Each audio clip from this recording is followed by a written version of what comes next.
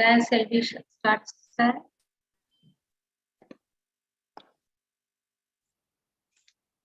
Ravina ma'am.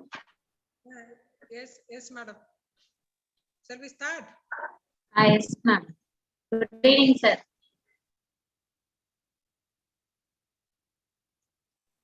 I'm ready, madam.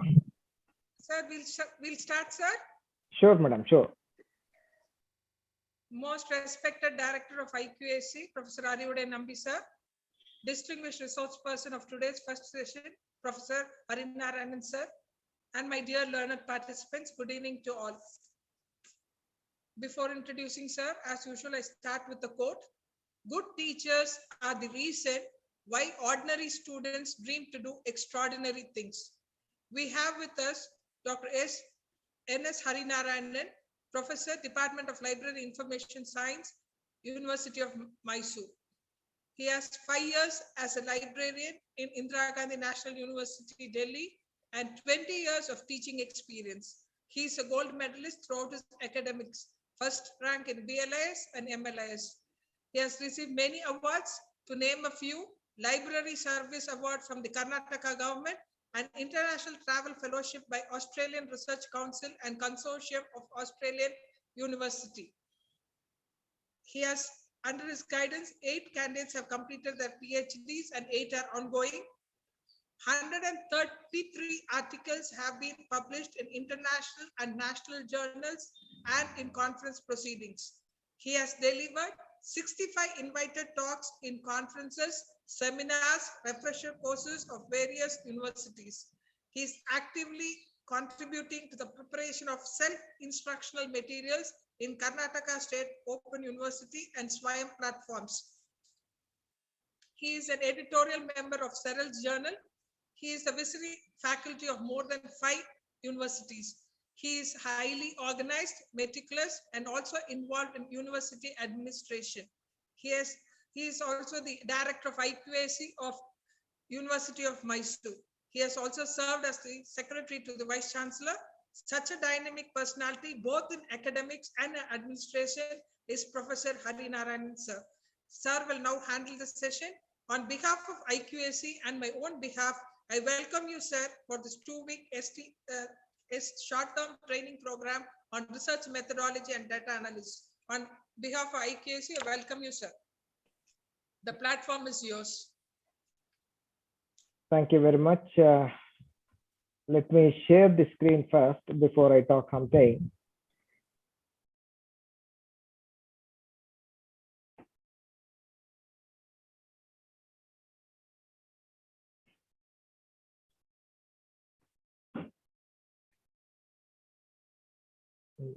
Share. You have to share your screen.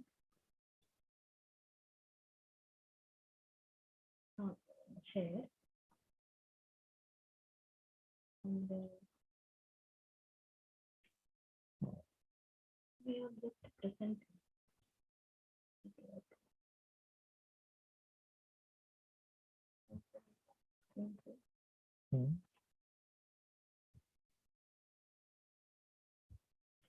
Are you able to see my PPT? Yes, sir. Okay.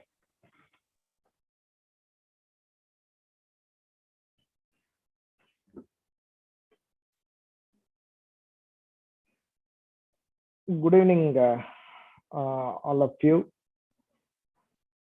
It's my pleasure indeed to interact with you all about the topic publication quality, citation measures, and plagiarism. Am I audible? Am I audible? Yes, sir. Okay. I take this opportunity at the outset to thank all those who are responsible for inviting me to share my thoughts on this particular topic. In fact, there are 3 aspects that have been included in the topic. One is publication quality, the another one is citation measures, and the third one is plagiarism. And all these facets are interconnected with one another. So publication quality is nowadays measured using citations. Proper citation will avoid the plagiarism. So in this connection, they're all in a way connected terminologies, although at the outset they appear to be different. Now, let me start with the first aspect of my topic, that is publication quality. Any publication, for that matter, is a product of a good research. A good research would yield good publication.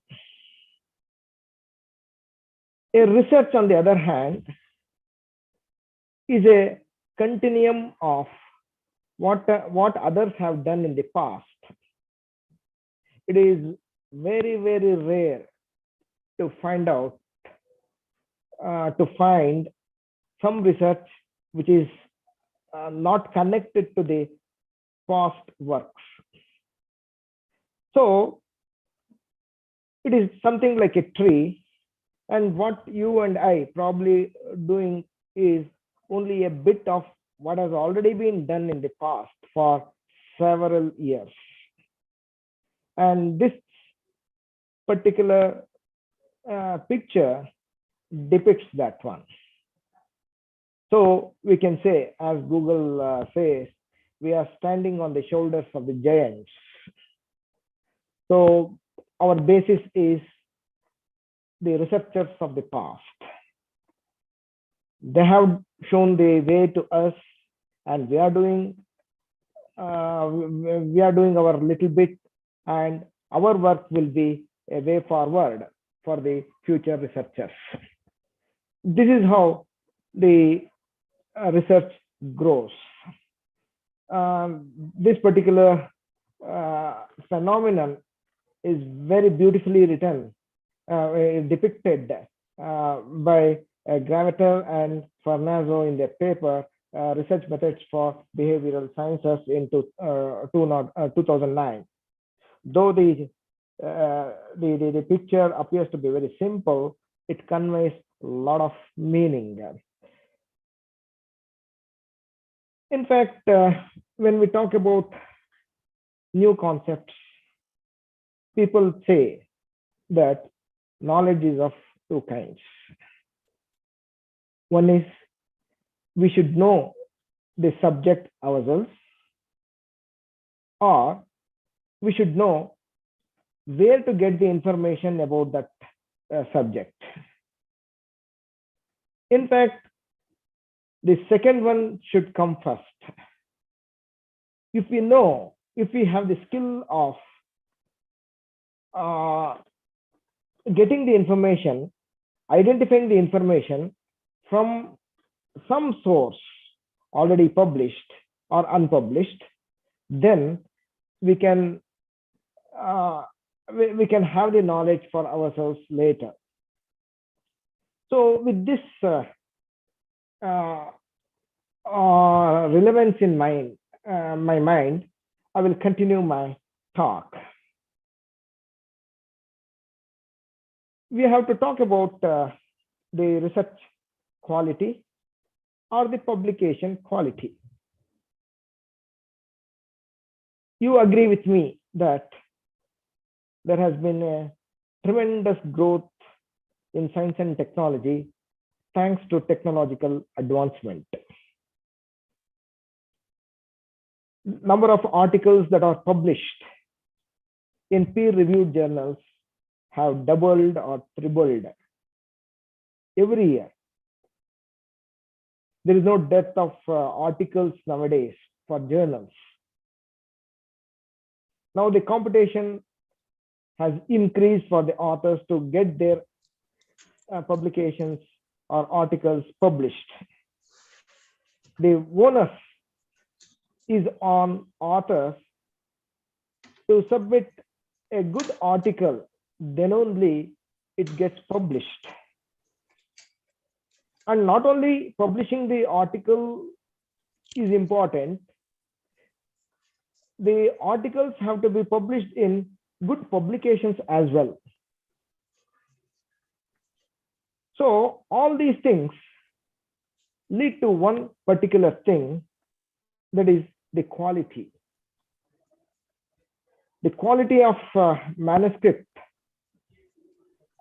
can be difficult for established authors, and probably a Herculean task for the first timers.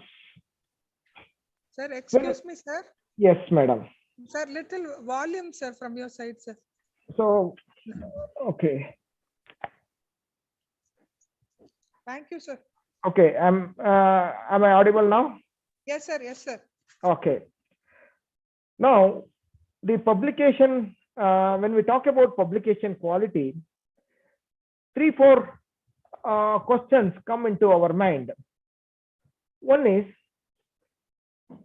particularly my students ask me these questions: how to publish quality articles, or how to write a quality article.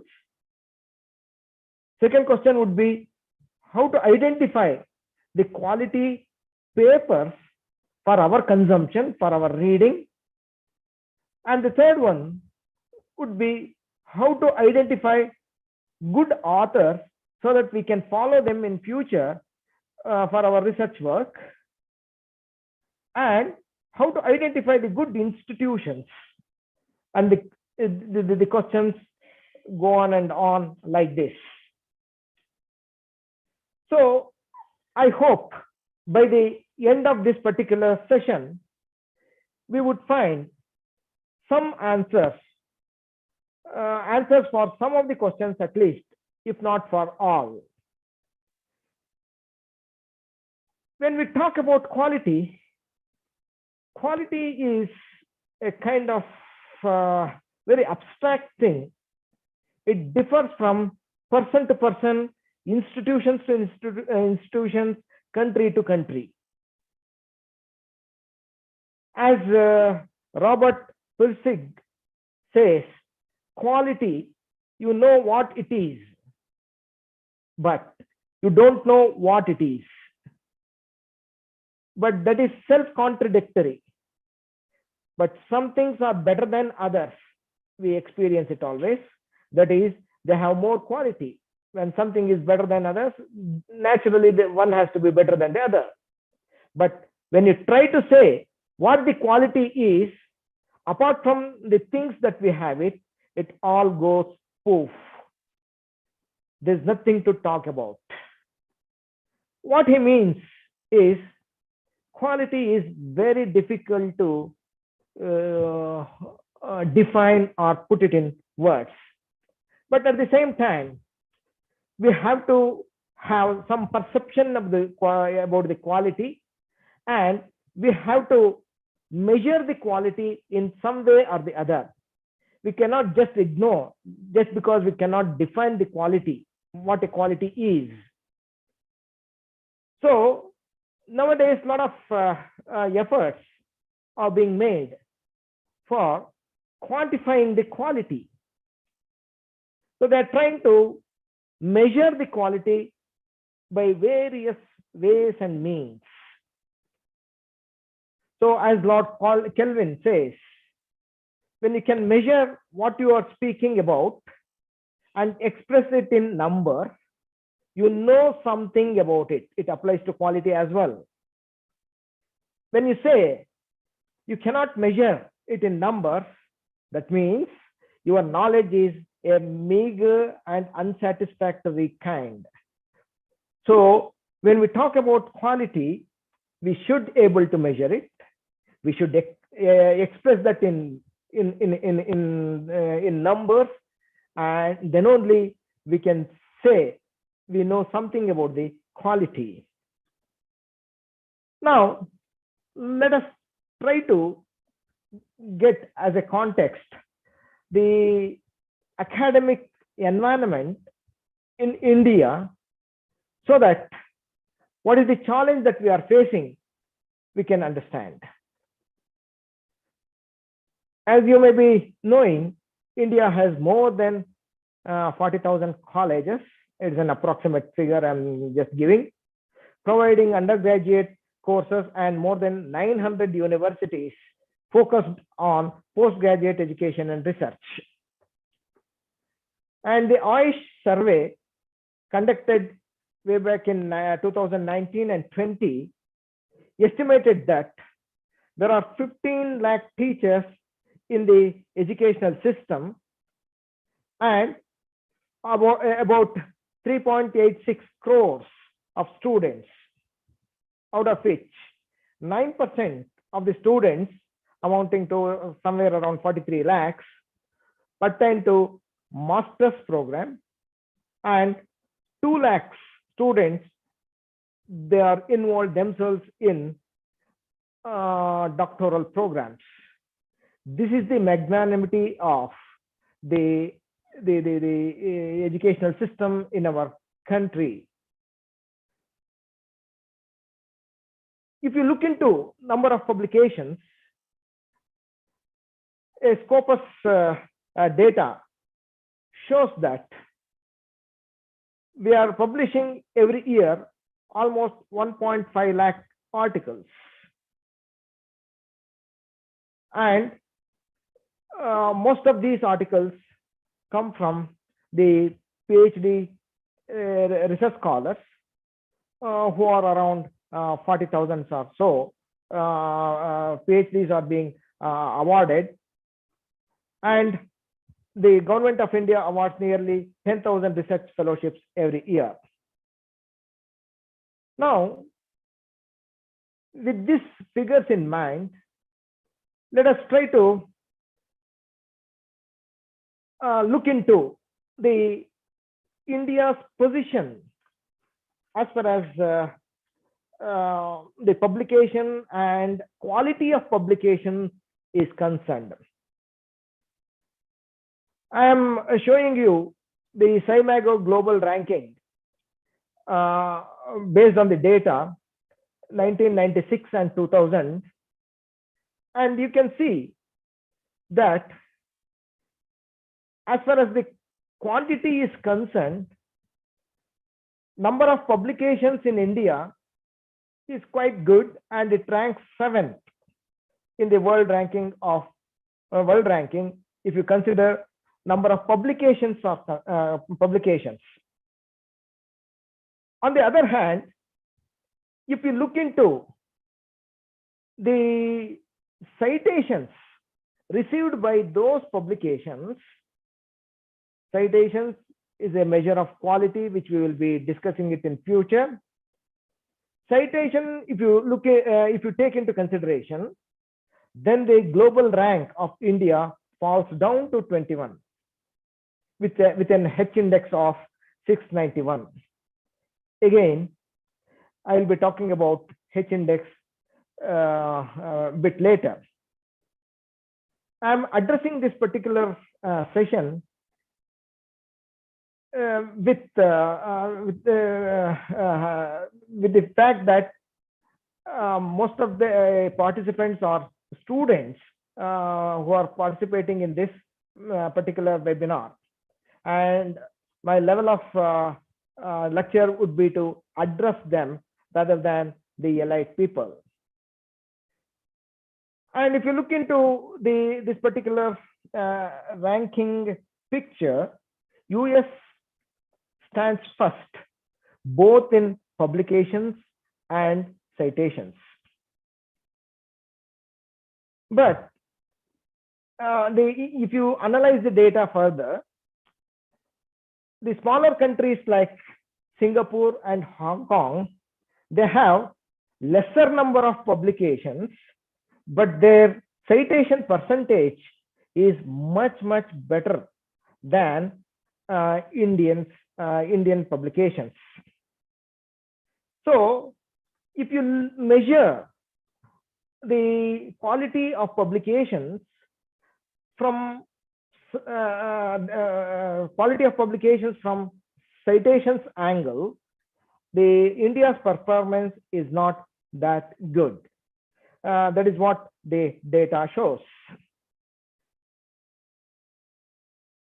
Now, we have to increase the quality of research, and then only the quality of publications would naturally be increased. When I say research is a kind of self-regulating and self-policing process, wherein the researchers conduct and present their research without falsification and fabrication, and plagiarism also we can add, giving credit to other scholars for their ideas when and where such credit is due. In fact, good practices in research may be identified at 3 stages of a research life cycle. They are research design, conduct of research, and research dissemination. I noticed from the timetable of this webinar that many learned resource persons have talked or will going to talk about the research design and conduct of research. So I will be concentrating only on the research dissemination aspect so that I can finish off my lecture within time. So as far as the research publication is concerned, the purpose of research publication, as you know, is to communicate our findings with others. Whenever we do some research, we as the scientists want to publicize or disseminate our findings to the larger community so that our findings become a part of scientific knowledge in our respective fields. And a good publication would allow itself to be replicated, tested, challenged, confirmed, and continued. So these are the parameters you can say for a good research work that is well communicated. And there are various mediums through which you can communicate your research findings. The most predominant of them all is journals. Conference is picking up, and whenever you want to disseminate your findings quite fast, conference probably is the best way to do. And you know that publish or perish is the order of the day, but unfortunately this dictum has led to unethical practices in publication, and it has given way for what is called predatory journals, unethical journals. In fact, what we need to know is how to identify the predatory journals and how to avoid publishing in those journals. We as the responsible researchers in our areas, we should always avoid predatory journals. Now, what exactly is a predatory journal, which are growing like mushrooms?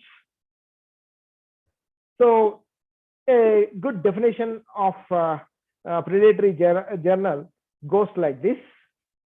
A predatory journal and publisher are entities that prioritize self-interest at the expense of scholarship and are characterized by false or misleading information deviation from best editorial and publication practices, a lack of transparency, and or the use of aggressive and indiscriminate solicitation practices. I think this is one of the comprehensive and very apt definition one can find in the literature, which defines the predatory journal in a very beautiful manner. As we have seen in the definition itself, the characteristic of a predatory journal is that they accept your manuscript and guaranteed, they will also guarantee that the manuscript will be published without even refereeing it. No peer review process your article will be subjected to. And they will be happy, the publishers will be happy if you pay them. Their sole interest is to make money. It is a kind of a business for them, an unethical business for them. And the journals will not have any website, or they don't, even if they have, they don't give clear information about aims and scope of the journal. Use of misleading and inaccurate self-generated impact factor is one of the parameters that you can look into to identify whether a journal is a predatory journal or not. So we are going to talk about the impact factor also. Now the question, the naturally which will come, is how to select an appropriate journal or a good journal or a quality journal for publication. So there are various parameters available. I have listed only few of them for the sake of formality.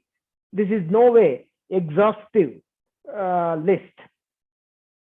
So one of the things that you can check is whether the aims and scope of the journal match with your research work. Then that is the journal to which you have to send the articles to. And also you can verify whether the journal has already published previously research work of similar kind, and whether the journal employs the peer review process, and who are the audience of the journal. And nowadays, the institutions like the forums like COPE and STM have come up. They monitor the quality of the journal, and you have to see whether these journals or publishers are the members of self-regulating quality forums such as Committee on Publication Ethics or International Association of Scientific, Technical and Medical Publishers, and so on. Most importantly, you can see whether the journals are indexed by citation databases. So the next question is, what are citation databases? Let us deal with this particular aspect at length, because we have to talk about the citation measures as a basis for the quality of publication and quality of research. And there are certain terminologies which we need to understand before really accessing the citation databases. I will try to introduce them in a very short manner. One of the near synonymous words for citation is reference. But there is a difference, a subtle difference between a citation and a reference. I will show you later the example of a citation and also example of a reference later. What is a reference? Reference is an acknowledgement given to the previous work. So at the end of the articles, any article, the author would have listed out, would have given a lot of references as a part of citation list. So that is called reference. And these references are normally backward looking, because what do I mean by backward looking means the references at the end of an article would always be backdated. So if I publish an article today, all my references would be definitely would have been published already. On the other hand, on the contrary, citation is forward looking. I will get the citation to my article only after I publish the article. So that is why citation is considered as forward looking and reference as backward looking. And acknowledgement received from future works can be considered as citation. So our simple formula is acknowledgement received is acknowledgement given is reference, acknowledgement received is citation. And citations are considered, whether you like it or not, as a parameter of quantity, impact, virginality, penetration, or visibility of individual institution within and across disciplines. So citation plays a major role in all these things. So that's why we need to have a good understanding of citations.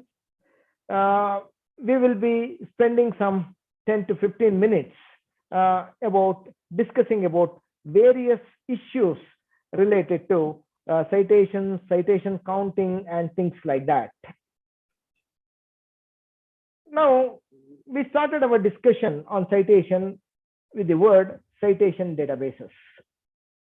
In fact, we can have two types of databases, or we can categorize the databases into two kinds, or three kinds in fact. One is bibliographic databases, citation databases, and full text databases. Let us forget for the time being the full text databases. We will talk only about the bibliographic databases and citation databases. These bibliographic databases, they contain the details of the articles. They are indexing databases or indexing and abstracting databases. They contain the details of the articles published in that particular area. There are many subject-specific bibliographic databases. For example, in education, we have a database called ERIC, which is a partly bibliographic and partly full text database. PsycInfo in the field of psychology, CA+ in chemistry, Agricola in agriculture, Medline in medicine, and so on and so forth. These are all examples of the bibliographic databases. Citation databases, they do contain the bibliographical details as available in bibliographical databases. In addition, as a value addition, they contain what is called citation details. Citation details. The most popular database is Web of Science. I would be showing Web of Science within 2-3 minutes. And another competing database to Web of Science is Scopus. And There are two other newly published citation databases. They are Dimensions.ai and Site, Smart Site. It is catching up very, very fast. And the concept of citation database was introduced by Eugene Garfield, the picture of whom you can see on the screen. Now, for those who are not very familiar with reference and citation, let us look into what exactly is a reference.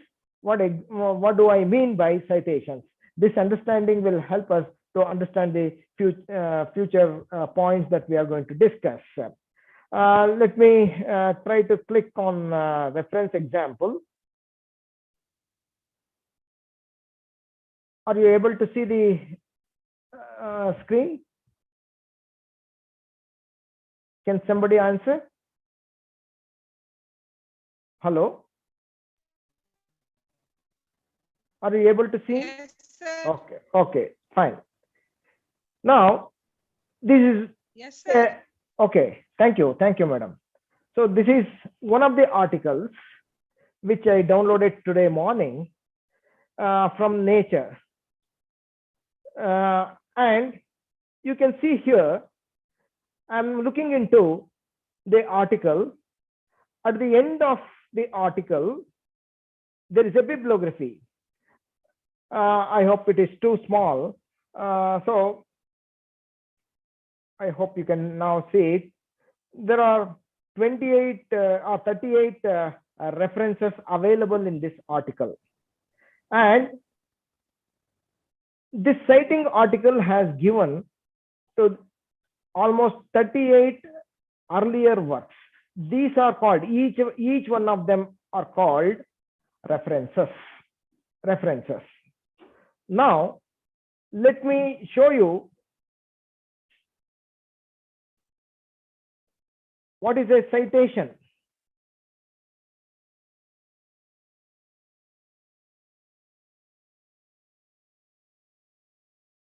You can see here, I have gone for one of the citation databases, that is Google Scholar. I will search for some keyword, maybe post-COVID complications.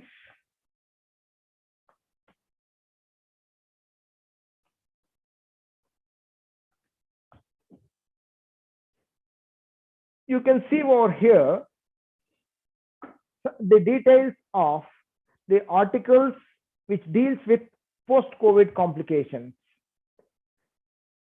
Google Scholar being a citation database gives how many other works have cited this particular article. You can see here cited by 2.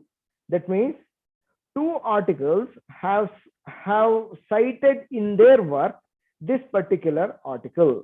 That's the meaning of this. So if you click on that, you will get the article citing the post-COVID complications multi-systemic approach article. So this is what the citation means. And as I said, this article was published in 2021, and these two, they are also published after that particular article has been published. So because citations are always forward looking. Let me close this one. And for the sake of students who have assembled here, I also want to show you Web of Science. I'm not very sure how many of them would have seen it, and I would try to demonstrate the Web of Science within next 2 to 3 minutes so that you can feel the way in which the Web of Science works. As I said, Web of Science is a citation database, and I have the access for Web of Science through my library of Mysore University Library, and this is the home page of Web of Science. here you can see two kinds of searches. One is documents and cited reference search. So I will come to cited reference search a bit later. Even though the platform is called Web of Science, it contains four different or three different databases. One is Science Citation Index. Science Citation Index is a citation database in the field of science and technology. It also has Social Sciences Citation Index and Arts and Humanities Citation Index. Why I am making it very explicit here is because when we hear the word Web of Science, many of the social researchers will not try here in Web of Science. Web of Science is just a platform name. It contains the three, it deals with all the branches of knowledge, the science, the social science, and the arts and humanities. So you can search the database. In fact, the way to effectively search a citation database is through cited reference. The starting point for searching the citation database is to find out one or two important articles or earlier works in our area, from where we have to start searching the database. Because we do not know any one of them like that, we will go for a general search and see how we can search the database. I will use the same post-COVID complications.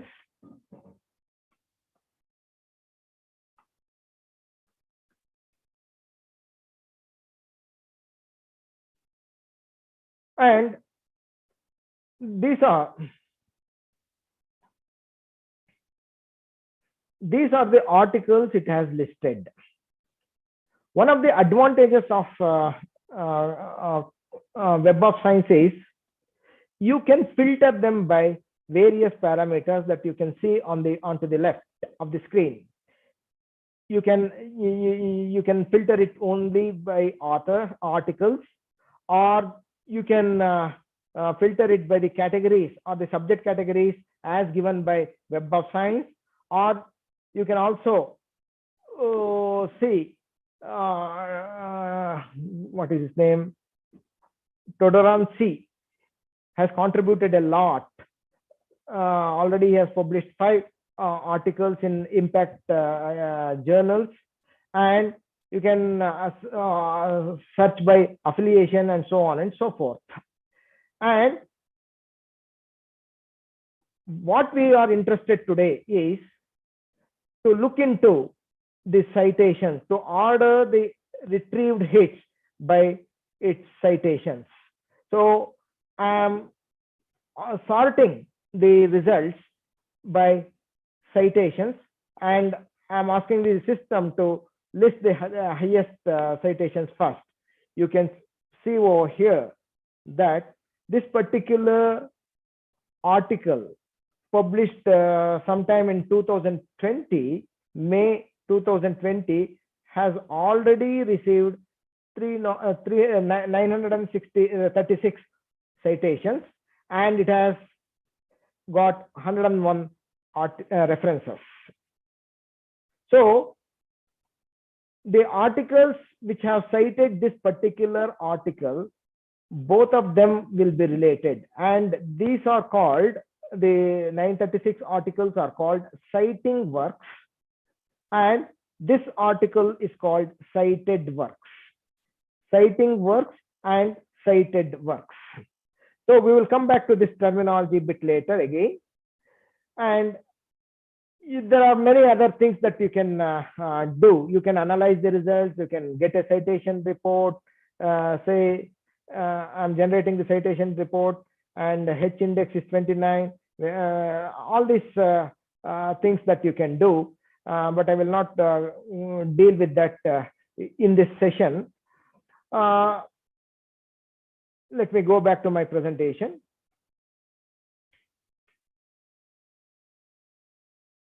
Now the question is, unfortunately, the text is missing here. Why do authors cite? Why do I, as an author, give citation to earlier works?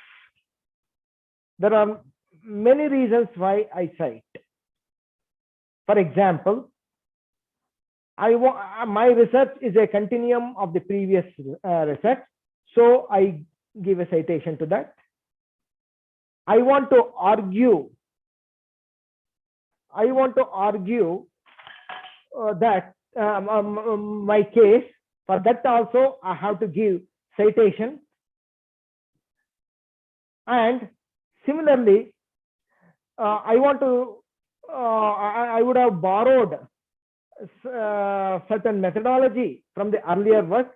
Instead of explaining the methodology in my research article again and again, I would cite it. I would have contradicted the research findings of the earlier works. Then also I have to give the citations. Like this, there are many reasons why authors cite. In fact, this citation works on a few assumptions. Some of them is, if I give a citation to earlier work, it implies that I have used that document. As a citing author, I would have used that document. So citation indicates the use of document. That is the assumption on which these citation databases work. Similarly, I might have read 10 to 15 articles. Only few of them I will select for my reference. That is because, in my opinion, they reflect, the cited articles, they reflect the merit in the sense of quality, significance, and impact. And also, I would be citing only for the best possible works, and ordinary or average works I may not cite. So the cited documents are, citing and cited documents are semantically related, and I'm not going to prioritize any citation. The references that I give, I treat all references equal. All these are assumptions behind the citations.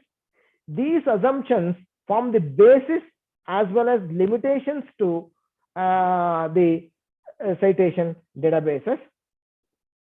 Now, let us talk something about the citation-based measures.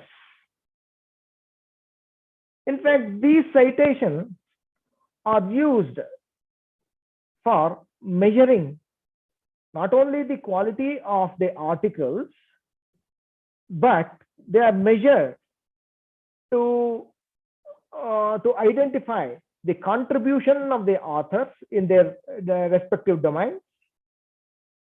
They are also used for measuring the journal importance, and there are measures which can be used for article level quality identification. In my talk today, I will be covering only two of them. One is author level metrics, and another one is journal level metrics. See, as an author, as a teacher, we are also being measured by our peers. For promotion, we are measured. For various other academic things, we are measured. Citation happens to be one of the prime parameters for measuring the contribution quality of the authors. There are various methods employed for measuring the author's contribution. Let me, in fact, there are more than 110 such measures. I will be introducing only 2 or 3 of them. Let me talk for next 1 or 2 minutes about author level metrics. Why do I call it as author level metrics? Means these metrics are normally used for measuring the quality or importance of the contributions of the authors in their respective field. How authors are measured? One of the methods, and the simplest method, is direct counting. You are seeing here an article published in Journal of Physics and Chemistry of Solids, wherein the article, the low temperature, heat capacity, etc., has 5 authors. So now this collaborative work, it is a collaborative work. What should be the credit that needs to be given to each of these authors? That is the question. In the direct counting method, each of the authors would get 1 credit each. So, but there are certain, there are some people who do not agree with that, because if an author, only single author writes an article, and if 5 authors write article, the amount of effort required by a single author article is definitely more than the 5 authored article. So if that is the case, how can you give 1 credit for each one of them? So for that, there are measures wherein they count only the first author. So if you are the first author, you will be counted. Otherwise, you will not be counted. Your contribution will not be considered. It is very unfair, but this method of counting is also there. Used to be there earlier, I should say. It is definitely unfair to the subsequent author, the second, the third, and the fourth and fifth authors. Only the first author will get, in this case, OS Valu will get the credit of 1, and all others will be just ignored for author ranking purposes. And there are methods like fractional counting method, wherein the credit will be divided based on number of authors contributing that particular article. Say in this case, 5 authors are there, so each one would get 0.2 credit. OS Valu will get 0.2 credit, and O Baines will get 0.2 credit, and so on and so forth. If it were to be a 3 authored article, then each would have got 0.33 credits. And another method suggested in 1997 by Van Hooydonk is what is popularly known as arithmetic counting. He has given a kind of a formula by which you can find out the credit that goes to each of the authors in that particular article. In the formula, N stands for number of authors. In this case, it is 5. R stands for the rank in the author line. Say, for example, OS Valu will have the rank 1, and O Baines will have the rank 2, and so on and so forth. And Colinio will have the rank 5. So if you apply this formula, the first author would get 0.33 credit, the second author would get 0.26 credit, and the fourth author would get 0.13 credit, and so on and so forth, which I have shown at the bottom of the screen. So this appears to be better than the previous ones. And this method of author ranking is also adopted in some cases. And another method is being followed, that is called geometric counting. The formula is given here. Again, the meaning of N and R remains the same. And if you apply this, then the first author would get 0.507 credit. The second author would get 0.25 credits, and the third would get 0.126 credit, etc., etc.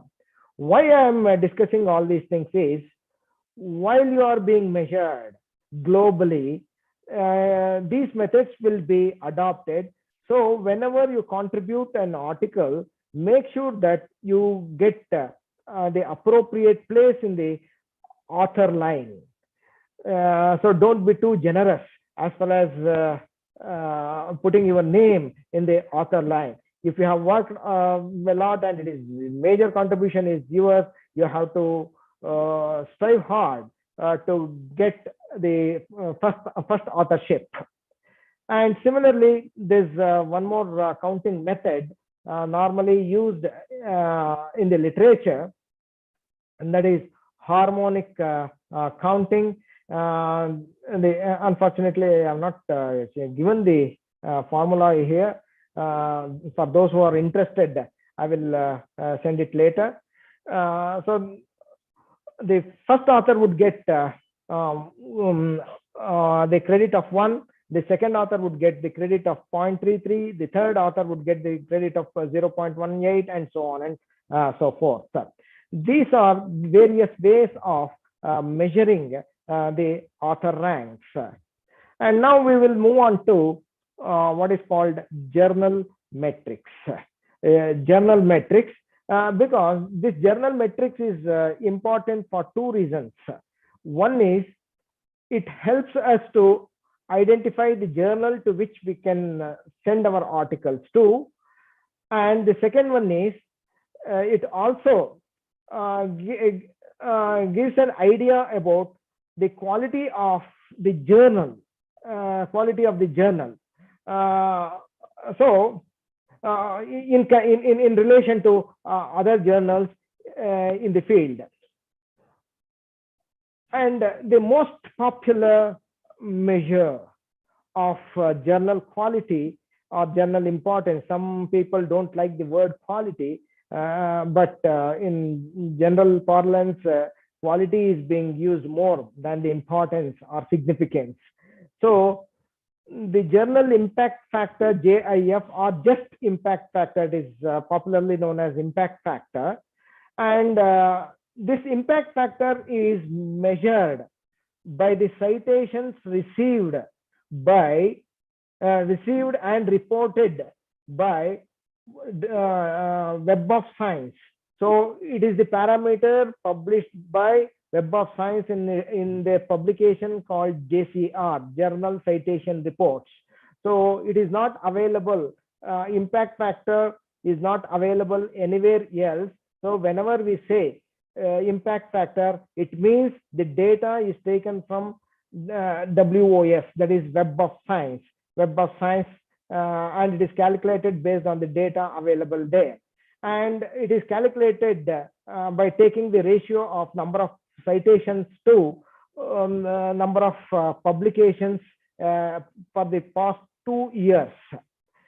And the advantage of this particular kind of journal impact factor parameter is it is readily available in JCR, and the mix of different publication years makes impact factor robust indicator of permanent impact. So in fact, this has become very, very popular indicator. And just for the sake of better understanding, I have shown here a kind of an exercise which you can quickly do it. The question is, calculate the 2-year impact factor of the journal X. It is an hypothetical journal for the year 2013. So what I'm supposed to do is 2013, previous 2 years means 2012 and 2011. So I have to add up the number of citations received. That is around 233, and number of articles published in 2012 and 2011, which is around 275. So if you divide 233 by 275, the impact factor would be 0.847. 0.847 is the impact factor. There is no unit for that. It is just a number. It is just a number. Higher the number, better the impact is. That's how one has to understand the impact factor. So for the sake of curiosity, I just searched for the highest impact factor journal in the world. It happens to be Nature. The impact factor of Nature as of 2020 is 38.33, and there is another medical journal which is Cell Metabolism, which has got the impact factor of 27.29 in 2020. So as I said, greater the number, greater is the impact. One of the criticisms about impact factor is that impact factor is more, is found to be more, and it is different in various subjects, and it is normally found to be more in sciences rather than in social sciences. So another measure of the quality of journals is Cite score. This Cite score is developed by and is used in Scopus journal, and it was originally developed by Moed in 2010, and Waltman has improved it a bit. Earlier, the Cite score was using a window period of calculation of 3 years. From last year onwards, they are using 4 years window period. It is also somewhat equivalent to journal impact factor of WOS, but this Cite score is calculated for 4 years from the data available in Scopus journal. And the advantage of Cite score over impact factor is citations are normalized in order to correct the differences in citation practices between the scientific fields, because you will be taking more number of years. So when you look into the Scopus database, you can find this Cite score somewhere here, Cite score value somewhere here. This is also impact factor like measure. More the number, better is perceived to be perceived importance of that particular journal. Now, just as an exercise again, I have given here the data for calculation, and because it's an online course, I myself will do the calculation. The question here is calculate Cite score of the journal for the year 2015. So 2015 means I have to take the 4 years data. So if I calculate the Cite score value would be around 0.928, and for the same data the impact factor was 0.847. So normally Cite score value tend to be better than the impact factor. And Scimago journal rank is catching up. It is being used for not only measuring the journals, but also institutions and nations. In fact, it is somewhat similar to Cite score with normalization applied, normalization aspect applied. So SCImago journal rank is a measure of scientific influence of scholarly journals that account for both number of citations received by the journal and, this is important, the importance or prestige of the journal where the citations come from, average per article page rank based on Scopus citation data. So this is being considered as one of the authentic measures of the journal impact or quality, and also institutions quality. And SJR is based on vector space model, and as I said, it is becoming quite popular. One of the measures which is used both for authors and journals is H-index. So many of us would have used this particular index already. H-index is nothing but is a number which indicates the number of citations received by that particular. Say for example, let me give an example. Say for example, my H-index is 10. My H-index is 10 means I might have published maybe hundreds of articles, but only 10 of my articles have received a maximum, a minimum of 10 citations each. Each of my 10 articles would have got 10 citations. That is what the H-index is.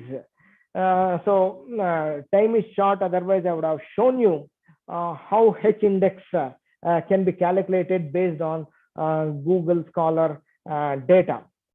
And advantage of H-index, which was first introduced in 2005, is it is very simple, but it is a rough estimation of quality of work when compared to JIF, citation and publication count. Limitation is once a paper is in H score, then the number of citations it receives is disregarded. So this problem has been identified and eliminated by one bibliometrician called Eigen. He came out with another measure called G index, and Google has come out with I-10 index, I-5 index, and so on and so forth.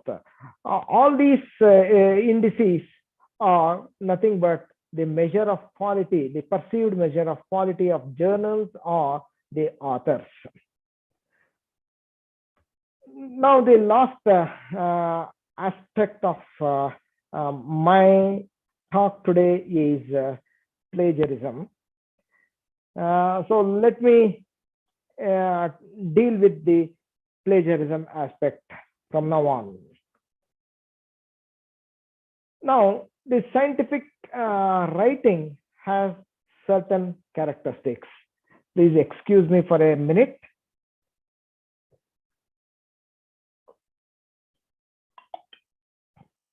Thank you. So, any scientific writing is cognitively demanding. It is arduous. Accuracy is important. Transparency is expected out of any scientific writing, and clarity, conciseness, honesty. These are all some of the important characteristics of a good scientific research work and scientific research publications. Now, in order to have a good research, to conduct a good research, the researcher, people would say, have research integrity. In fact, academic and research integrity is being questioned nowadays. In fact, academic and research integrity is not a new one. It is a long practiced belief system. Only recently we have started doubting about it. The scientists of the past have maintained the integrity very well, and it is our responsibility to continue it further. And it is a system of self-policing. We have to be disciplined, and we have to publish good articles by doing good research work. And research integrity, we can say, is equal to not involving in any research misconduct. So what is research misconduct? The US federal definition goes like this: fabrication, falsification, or plagiarism in proposing, performing, or reviewing research, or in reporting research results. In all these aspects, we have to avoid the fabrication, falsification, or plagiarism. So we will deal with these things a little bit more. What exactly is research misconduct, and how it is prevalent in academic and research community? In fact, misconduct jeopardize the good name of the institution, and it is found out as early as 2008 that 3% of the misconduct were reported, and there is no regulatory office. No regulatory office can hope to catch all research misconduct, and it is self-policing, which is quite important. And so we have to employ a kind of system at our own institutions rather than expecting the UGC to do that. The culture that promotes safeguard for whistleblowers who report the misconduct in research. And we have to exhibit as an institution the zero tolerance for the misconduct, and also to those who turn a blind eye to it. Misconduct of research and in publication can be seen at various levels. A researcher, a student, a postdoc, and a faculty member, a scientist can all involve themselves in misconduct. There are various reasons why they may involve themselves in misconduct, but you can find the evidence of misconduct in all the hierarchy. But ethical writing must be encouraged and practiced at the institutional level. And there are certain guidelines. These are all something like a prescriptions that one can follow to adhere to ethical writing. Some of the guidelines is that always acknowledge the borrowed contribution, and verbatim representation, if you take from other sources, please give the attribution to it using quotation marks.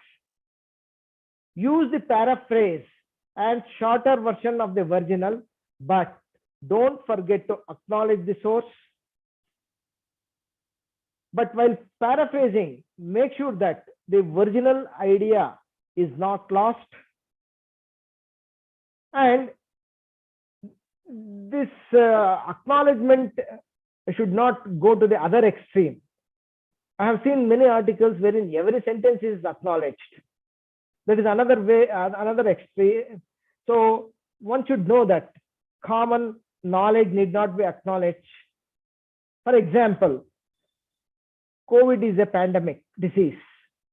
It is a universally known fact, so for which you don't have to really give reference to. Such kind of common knowledge need not be acknowledged, but when you are in doubt whether it is a common knowledge or not, better to cite it. And avoid fragmenting of your results into many papers when it comes, when you can manage it in a single paper. If at all, if you have to fragment it for want of space or any other reason, then make sure that already published articles or works is properly acknowledged in the future works.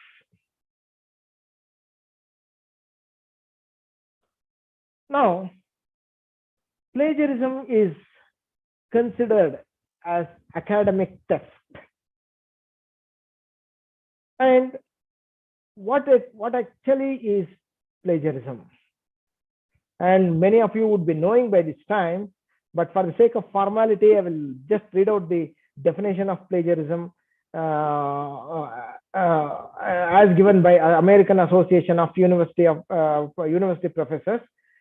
Taking over the ideas, methods, or written words of another without acknowledgement. That word is important. Without acknowledgement, or with the intention that they can be taken as the work of the deceiver. This is a beautiful definition of what a plagiarism is. And another word that competes along with plagiarism is the self-plagiarism. So authors reuse in different publishing venues and to various degrees of her own previously published ideas, fragments of text, data sets or subsets without appropriately signaling such reuse to her audience. So this is what self-plagiarism is. In fact, there are people who argue that the word self-plagiarism itself is a oxymoron. You cannot steal from your own self. So there's nothing like self-plagiarism, they argue, and it is a misnomer, people will say, and it is a kind of plagiarism that some people would question. And let us try to compare very shortly the plagiarism and self-plagiarism. And plagiarism is appropriating something which one has no rights, claiming others' property as our own. But from this perspective, self-plagiarism is different. You can never able to self-plagiarize. And the word, from this context only, people say the word self-plagiarism is an oxymoron. And plagiarism is lifting of ideas without following ethical standards of acknowledging the original source. From this perspective also, from this perspective, plagiarism, self-plagiarism is a type of plagiarism because we are lifting the ideas from our own work without acknowledging, without letting know the readers about the fact that the information or the idea has already been generated. Both plagiarism and self-plagiarism, they indulge in misappropriation, and by intentions, both activities are deceit activities. And there are people who argue that self-plagiarism is really really very strong word. So they use different terminologies, something like duplicate publication, salami slicing, redundant publication, textual recycling, and so on and so forth. So there are people who argue argue that it is not incorrect to involve ourselves in text recycling. Their argument goes like this: the motives for self-plagiarism are not always wrong, because there is a pleasure for every author to publish. Only his publications will give him future promotions, give him a place in his subject area, and so on and so forth. That is why people would go for self-plagiarism. And many authors are not aware of the fact that taking their own idea and not acknowledging is also a kind of plagiarism. That is why they don't, because it is my own idea, I can reuse it many a times. That is the impression that they have. So that's how self-plagiarism is on the rise. And also the self-plagiarism save time. And some journals, they publish both long articles and short articles, and encourage the authors to write the long articles as well as the short articles. This will definitely lead to some sort of self-plagiarism. Like this, there are many reasons why scholars indulge in self-plagiarism. And but all said and done, self-plagiarism is also a kind of copyright infringement, and it is a misrepresentation of the novelty and originality. And it is self-plagiarism also wastes unnecessary editorial and reviewing effect. It's scarcity of publication of space is there. So, and also it increases the informational noise. And there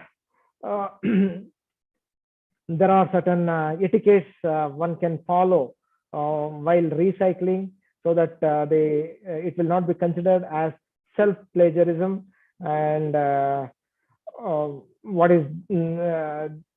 are certain tolerance level that is mentioned, and you know that UGC has also come up with the tolerance levels, maybe up to 10%, no penalty, and from between 10% to 40%, one has to revise the thesis, and 40 to 60%, the student will be debarred from submitting the revised script, etc., etc.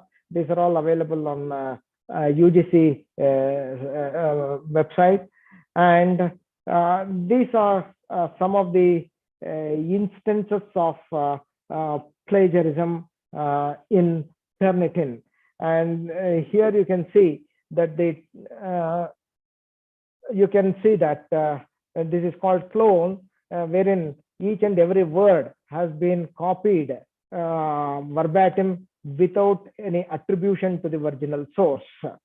And this is a kind of mashup wherein the text from different sources are mixed up and reproduced verbatim. This is also this can be easily be identified by Turnitin software or any other software for that matter, because I have the access for Turnitin. I'm showing just the output of Turnitin. And here you can see the use of Control-C, wherein it contains significant portions of the text from a single source without alterations. And some people would involve in replacing certain words and think that that would avoid the problem of plagiarism. It will not. it will be picked up by Turnitin, and a kind of hybrid which combines perfectly cited sources with copied passages without citation, and recycling, and 404 error, aggregator, and remix and retweet, etc. So the moral of the story is, if you give proper citations, proper attribution in your research article, you can avoid plagiarism. So that is what expected of you as a research scholar, as a research academician, as a teacher. So with this, I conclude my talk. Thank you very much for patient hearing. Over to the organizers. Participants, if you have any queries, you can post it to the chat box.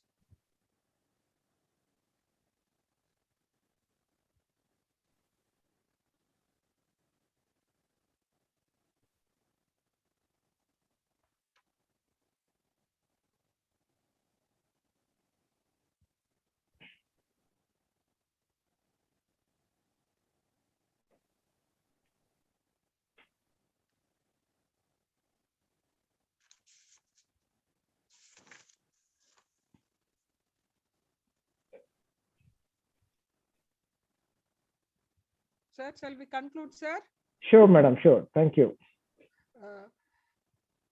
Sir, sir, lots of comments have been given in the chat box regarding your presentation, sir. It was an excellent session, very useful session. And these are the comments, many more comments given. And there is one question, sir. 1 minute, sir. Yes. Sir, is self-citation ethical or not? And how many of our own author papers can be added in the article? One question, sir. Self-citation, the answer is yes or no. If it is absolutely necessary, we can always cite the earlier works, but it should not be cited just for the sake of citing. So quoting, I mean, borrowing the text from the earlier work and not citing is a sin, but giving the self-citation is okay. There is nothing like, there is no magic number as to how many self-citations we can give. So it is the trend is not to give many self-citations, because for many of the calculations, self-citations will be ignored and it will not be encouraged. Okay, sir. Thank you, sir. Bio Sundar, sir, you can ask your question.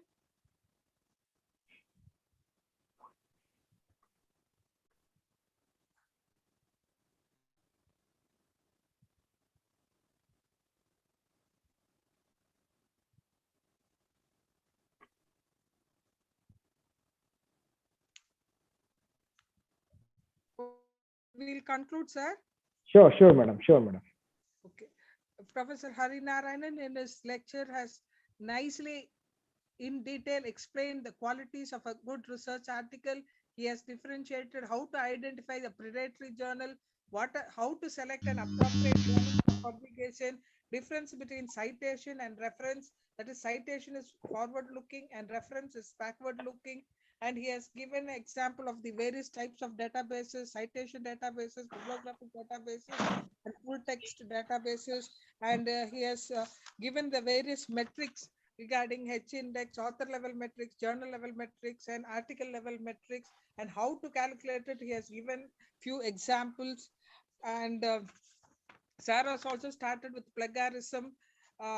He has thrown light about the different types of plagiarisms.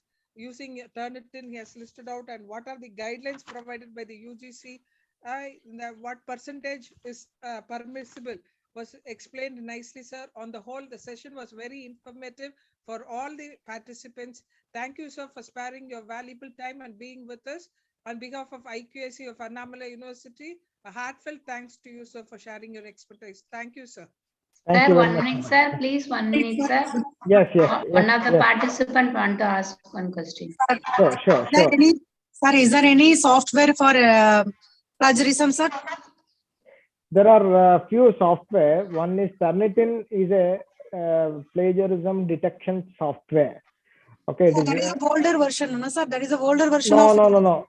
Turnitin is new version is also available. Urkund is there. Urkundi, sir. Urkundi, that's Urkund why. is there. Yes, But sir. so even drill bit for the drill bit is coming up from a Indian initiative. There are few like this. Yes, sir. Thank you. Thank you. Sir, and tell me, please, sir, what are the UGC approval care your journals? UGC care list is a good initiative because the journals themselves act as a inhibition for plagiarism. So they list, they are trying to list out only those which are good in nature and which are really quality journals. But they do have some problems, but they are slowly coming out with mechanisms to give away those predatory journals from their list. And I hope it is better for, as a research scholar, to publish only in the journals listed in UGC care. Thank you, sir. Sir, excuse me, sir, please, sir. Sir, are there any open source plagiarism softwares? Unfortunately, no. There are some, but they are not that good. Sir, excuse me, sir. Good evening, sir. Good Sir, I evening, am sir. Soundarajan from Yes, sir. Kodaikanal. I am scientist, sir. Sir, Thank you, sir. in scientific journal is more importance for NOS rating, sir. The NOS rating compared to that impact factor, sir. Which one is best journal, sir? Best journal and how to score the journal rating, sir? No, actually, people normally use impact factor as an indicator for evaluating the journal. So if you, I mean, right now, that's the only, and another alternative matrix is coming. It is called alt matrix. And right now, what is prevailing is the impact factor or site score from Scopus. NOS rating, sir, that they are asking only NOS rating, sir, not impact factor, sir. Okay. Scientific journals. Okay. Fine. I'm not aware of it. Okay, sir. Thank you. Thank you. Thank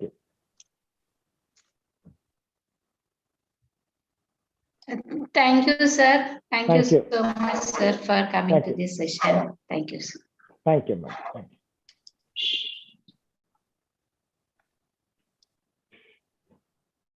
Shaila, madam. Madam, Madhi Madhi sir is available, ma'am. You can introduce. Okay. Yes. Good evening to all of you. On behalf of IQAC, I welcome Dr. P. Madhivanan for this session. Let me introduce him. Let me have the pleasure to introduce him. Madhivanan Periswamy is working as an assistant professor in the Department of Data Science, Siva Shivani Institute of Management, Secunderabad in Telangana. He holds a PhD in management from Pondicherry University. He was awarded the Junior Research Fellowship in 2014. His broad area of research is strategic management and business policy, focusing on corporate governance. He is a good data analysis, data visualization, and presentation. He has served as a resource person in many programs organized by various universities, to name a few: Pondicherry University, Periyar University, Madurai Kamaraj University, Tyagaraja School of Management, Bangalore University, Telangana Agricultural University. Prior to joining Shivani Institute in Secunderabad, Madhivanan sir has worked as in Madurai Kamaraj University. Sir is here to handle the session. On behalf of IQAC, I welcome you, sir. Good evening, madam. Good evening, all. Am I audible? Yes, sir. Yes, dear participants, learned scholars and professors, I take this opportunity to thank the organizers for giving me this opportunity to handle a session on fact analysis and cluster analysis. I also like to extend my thanks to Sai Leela madam for contacting me and fixing me for this session. I would also extend my thanks to my professor, Dr. R. Kaslingam, my research supervisor and guide, for training me in some of the sophisticated software packages and statistical tools. You might have listened to the introduction. I'm not a mathematician. I'm not a statistician. I am a management scholar. And so in this session, fact analysis and cluster analysis, I have planned like I will take a data set and demonstrate fact analysis as well as cluster analysis using SPSS. Some 10-15 minutes back, I have shared the data set and other materials that will be very helpful in understanding fact analysis and cluster analysis. Is that fine? So the previous session was complete a theory where we understood about publishing in top tier journals, metrics used to rate the journals, etc. And this session will be a complete practical session. Is that fine? Yes, sir. Yes, madam. Thank you, madam. Now, fact analysis. Just a layman explanation I'll give, because the technical aspects we can learn. A lot of online resources are there.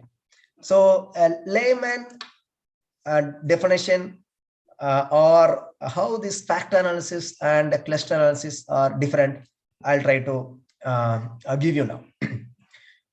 See, researchers, especially who are all handling this primary data analysis, where we will design a questionnaire or we'll adapt some variables, convert that into a questionnaire, collect data. The researcher himself or herself collects data, and the data is available, and we will be analyzing. This we call a study based on primary data. Now, whenever we collect data of such kind, we have two things. One is the variables. Whenever we say variables, maybe any software or a data frame, we'll have variables in the columns. Even SPSS, we have data view and variable view, and the variables will be listed in the columns. Then on the rows, we have the respondents or the cases, that is the individuals who responded to the survey, who responded to our questionnaire. So in the rows, we have the respondents' name or respondents' ID or the case number, and in the column we have the responses, that is variables. Now, our sample size, especially in primary data analysis, we will be using minimum of at least 385. Most of the scholars, they suggest this sample size of 385 when we treat the population as infinite. They say this number is enough whenever we do academic research, especially using primary data. For example, we can refer to marketing research and applied orientation by Professor Naresh Malhotra. It is by Pearson. So if we refer that book, yes, he calculates using the formula, sample size formula, and comes at this number, 384 point something. If we round off, it is 385. So we have 385 cases. Let us say we have 385 cases. And then In the variables, maybe any study, let us say at MPhil level or PhD level or some funded project level research, we have more variables. We have demographic variables, demographic characteristics of the respondents. Then we have variables of our study, and each of our variable might be an individual item, or it might be a construct having so many items. So our variables will be also like 50, 60 items, 50, 60 variables. In that 50, 60 items, at least 30 to 40 items might be our variables under the study. So now we have more than 385 responses, that is respondents are the cases, and we have some 30, 40 variables. Now, whenever we present our research findings, we will be presenting variable wise. For example, we will start with the demographic characteristics. We will use frequency analysis and present the demographic characteristics of our respondents. Then, whenever we come to our variables, we might have measured in two different levels. One is we might have used nominal or ordinal scale and measured them as a categorical variable. And there are cases where we might have used interval and ratio scales and collected the data in the form of metric variables, which is continuous in nature. So here, when we are presenting, after presenting the demographic characteristics and the variables under study, we will move on to derive relationships between the demographic characteristics of our respondents and the variables under study. Okay, so here we will try to group our respondents. Already our respondents are grouped, maybe age-wise, gender-wise, marital status-wise, education qualification-wise, household income-wise, and etc. So the respondents are already grouped by the variables which we have used in our study. That is one kind of grouping. Now, the responses, the variables, we have 40, 50 variables or 30, 40 variables, 30, 40 items.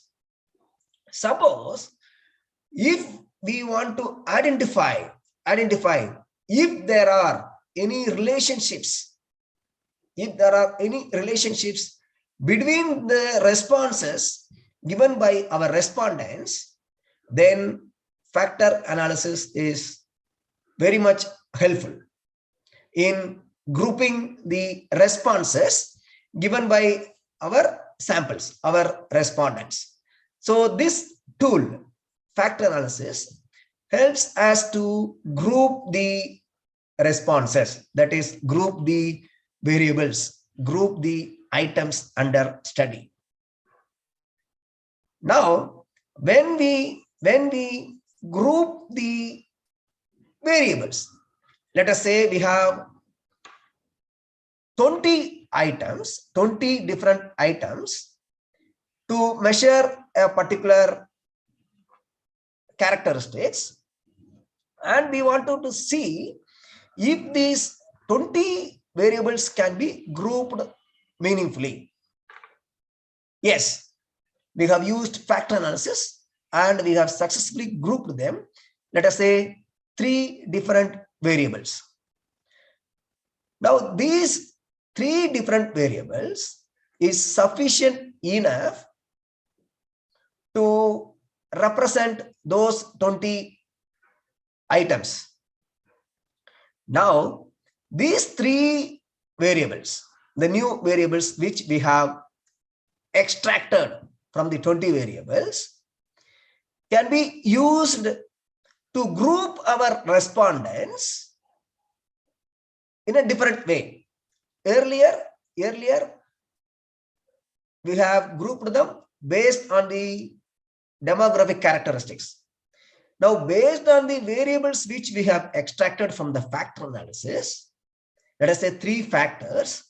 Based on these 3 factors, we may want to group our respondents.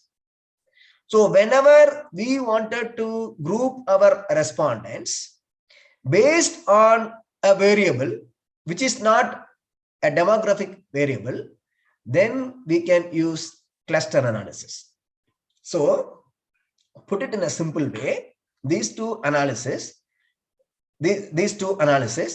one is factor analysis and cluster analysis. This factor analysis is helpful in grouping the responses, and the cluster analysis is helpful in grouping our respondents. And in other words, the column values, all our variables can be grouped with the help of factor analysis, and all our rows, our samples, our respondents can be grouped with the help of cluster analysis. Okay, so now we will move on. I'll take one example. I'll take a set of variables from my own thesis. My research was into understanding equity investors' perception towards corporate governance disclosures. In that, one of the construct is to understand equity investors' perception towards the quality of the information disclosed by listed companies in India. Okay, so one of the construct is to understand disclosure quality. One another construct is to understand to what extent equity investors expect their companies in which they have invested to behave responsibly. So the first disclosure quality cluster or disclosure quality construct, we have developed an article based on this factor analysis and cluster analysis. I will that article, it is published in one of the C category journal. I have shared with the organizers. Meanwhile, you will be getting that. There we have given lot of references related to the cutoff values that will be used while performing factor analysis and cluster analysis. I'm coming to the second cluster. Second construct, I will take that data set and perform factor analysis as well as cluster analysis, so that some of the scholars here will get a hands-on experience, as well as we will move on to how what are the informations that need to be presented in our research article or project report or thesis. So the second construct which I was mentioning is equity investors' expectations towards sustainable business practices by the companies in which the investors have put in their money. Now I will share my screen.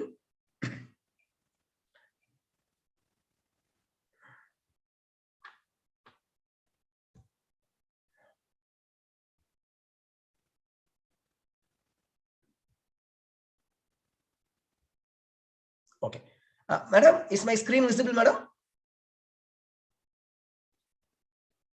Or any one of the participants, is my screen visible? Siva, Yes, Institute madam. of Yes, Management. madam. Yes, madam. Yes, madam. That is my screen. Now I will take this data set. This is the data set which is already. I shared only now to madam. Maybe you will be receiving. Now here. Okay, this is the data set that we'll be using for this session. Factor _ cluster _ investors expectations. So here we wanted to understand equity investors expectations towards sustainable business practices. And why sustainable business practices? Because the money spent on sustainable business practices are corporate social responsibility and the activities involved, and that information must be disclosed to all the stakeholders. So a lot of things are there. So a lot of money is invested in that, and all this money are investors' money. So the point is, to what extent investors expect their companies to spend money on maybe CSR and allied activities and reporting them. Okay, so there is no specific tool or scale to measure investors' perception.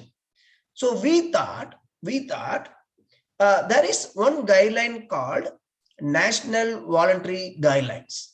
National Voluntary Guidelines for Sustainable Business Practices. So we thought, why we can't convert those nine principles into statements and ask investors' opinion to those 9 statements. And what we did, yes, we collected, and these are the 9 statements. The first statement is, I expect the company to govern itself with ethics, transparency, and accountability. The fourth item is, I expect the company to respect and be responsive to all its stakeholders. So like this, we converted the 9 principles of National Voluntary Guidelines into 9 statements. And we asked the investors to give their expectation, to what extent they expect the companies to behave responsibly, using a 5-point scale. Okay, we asked their agreement, level of agreement, using a 5-point scale. So 1 low and 5 high. Or if you are using agree, one is strongly disagree to strongly agree, then 1 stands for strongly disagree and 5 for strongly agree. So we used the same method and we collected the data. Now the sample size here is 428 samples. Now I'll go to the data view, and this is the data that we have got for all these 9 statements. Now the variables also classified as observed variables and latent variables. The observed variables are the variables which are measured directly by the researcher. For example, let us say we are asking about satisfaction. So earlier we used to have one statement, maybe are you satisfied with this product? Let us say a particular product, and there the choice must be yes or no. Yes or only 2 levels, yes or no. Then later on we had questions like, a statement will be given. For example, I am satisfied in using this product. Okay, so one statement, and that statement will have 5 options, maybe a 5-point Likert scale, and the respondent is has to choose one of these options. Later on, this I just said, see, this satisfaction, it cannot be measured. It cannot be measured with a single item. For example, let us take a bank product.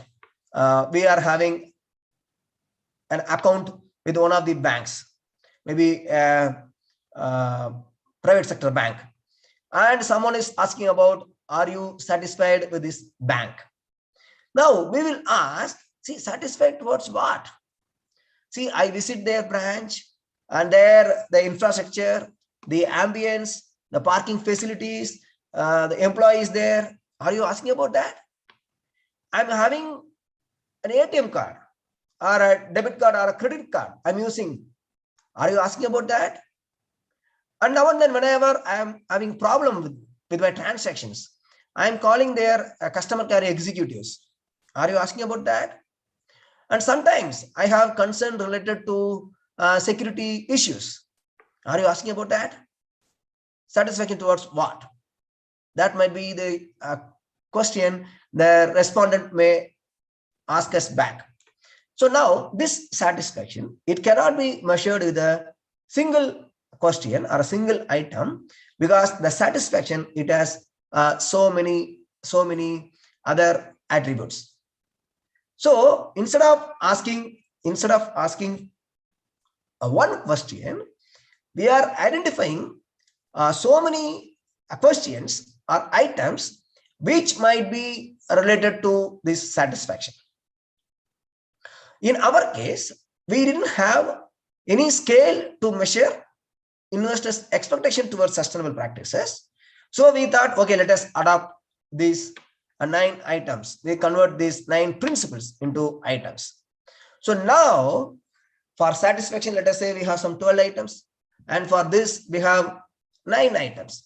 And still, if we are interested to know, is there any underlying dimensions behind these 9 statements, then we are using fact analysis. Now, when we measure directly from the field, from the respondents, the variable is observed variable. When we extract from the observed variable, then it is called latent variable. Now, that is why in structural equation modeling, I think tomorrow also you have sessions, we have this concept called construct. When a variable is constructed from so many other variables, then we call it as a construct. That construct, it is not observed variable, it is a latent variable. So now these 9 variables, and we are trying to see if there are any relationships between these 9 items. And based on those relationships, is it possible to convert these 9 items into some a smaller number of variables, or technically we call it as components? Okay, now we have, I already mentioned the sample size is 428 samples. Now one of the assumptions underlying the factor analysis is the scale used is metric in nature. That means it is either ordinal or ratio scale. An ordinal scale or ratio scale must be used. Then the responses are normally distributed. That is one another assumption. Not only that, these are the basic assumptions. There is one more criteria to check the suitability of the data set for conducting or performing factor analysis. Okay, so first, yes, we will test the suitability of this data set for factor analysis. And the test that is inbuilt in SPSS is KMO and Bartlett test, that we will run that. So now this KMO value, there is some threshold and cutoff. The KMO value ranges from 0 to 1, and this value should be closer to 1. The more the value is closer to 1, the better is the data set. Next is the Bartlett test of sphericity. This also tests the suitability of this data set for performing factor analysis. Now this test we will interpret using the p-value. The p-value should be less than 0.05. If we met these 2 conditions, then we can say that this data set is suitable for performing factor analysis. Now I have shared one material with madam. It is one of the online source. It is also in the book by Andy Field. That book also freely available. So a data set along with the material. So the cutoff values and other underlying assumptions, you can just go through that. Now I will take this data set and we will perform factor analysis on this data set. Now the factor analysis is grouped under dimension reduction. Grouped under dimension reduction. So now we have this analyze tab in SPSS. I'm using SPSS version 24 or 20. Okay, I think 20. So analyze. Then under dimension reduction, we have this factor analysis. We have this factor analysis.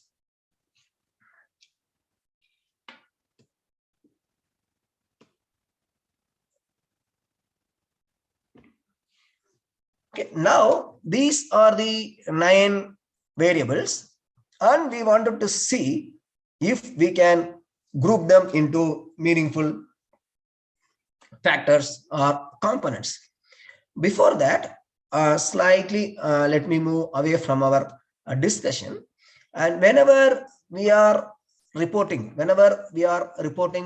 a construct like this, for example, here investors' perception towards sustainable business practices, or investors' expectation towards sustainable business practices. Whenever we are reporting, first we will make interpretation based on the mean scores, because being a 5-point scale, we can get some insights based on the mean score.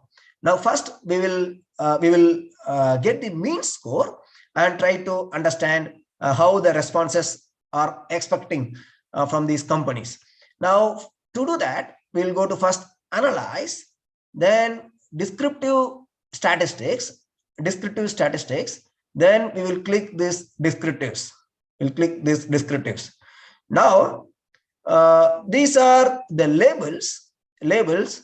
Now, if we right click here and click display variable names, yes, we have given this shorter names for the variables. So NVG underscore principle 1, principle 2 up to 9 principles. Now I will select that, shift, press the down arrow up to principle 9, and we will bring in all these variables. Then go to default options, just click OK. Now this is our descriptive statistics for these 9 items. Usually how we will report this is, let me take an Excel sheet quickly.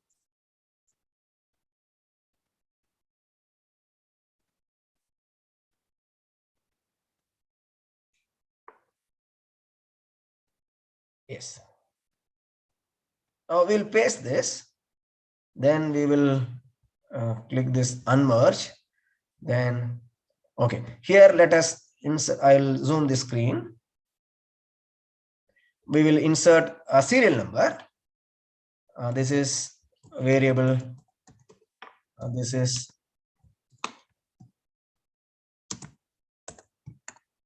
serial number.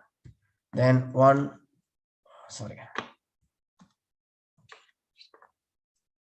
1, 2, 3. Okay, last one, list cases, I'll delete. Then this will change.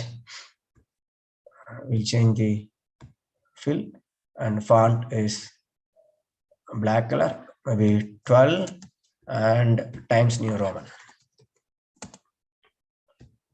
Now, yes, we can use yes. Okay. Now I'll minimize this. Okay. Yes. Now this is the table for our 9 items. Now this is the mean score. A minimum value, maximum value 1 and 5. Because in methodology section itself, we might have given this. So yes, we can delete that. Number of cases, sample size also in the methodology part we might have discussed. So we can delete that also. So here we can have mean and standard deviation alone. Okay. So now, yes, we'll bold this. We'll center this. Okay. This descriptive statistics are investors' perception towards sustainable business practices. That is the title, table title. Now this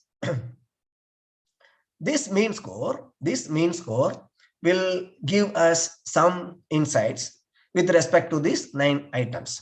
For example, we can apply a filter. Then maybe this can be sorted. This can be sorted from largest to smallest. Sorted, and we can insert a new column, rank, and we will rank this 1, 2, 3. Then we can select and we can drag this down. And we can give a border to this table also. Now we can select this and sort from smallest to largest. Okay.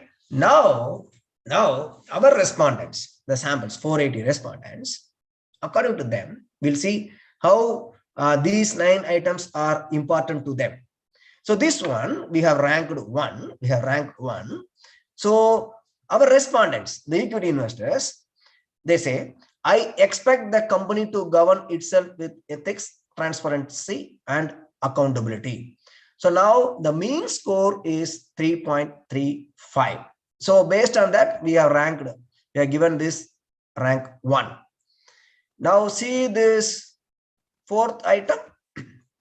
I expect the company to take into account the overall well-being of their customers. The mean score is 3.20 and we have ranked it 4th. And finally, see this one. I expect the company to support inclusive growth and equitable development. So mean score is only 2.86 and that has got 9th rank. So just by looking at these mean scores of our 9 variables or items, we can say that the equity investors are expecting the company to govern themselves with ethics, transparency, and accountability. That is given more importance by these investors. Among these 9 items, the 8th one, that is, I expect the company to support inclusive growth and equitable development. That is given least importance by our respondents or the sample of equity investors. So this is one way of reporting our variables, especially the continuous data using mean score. So here we have only 9 items. I'll show one more data set that has been supplied to you.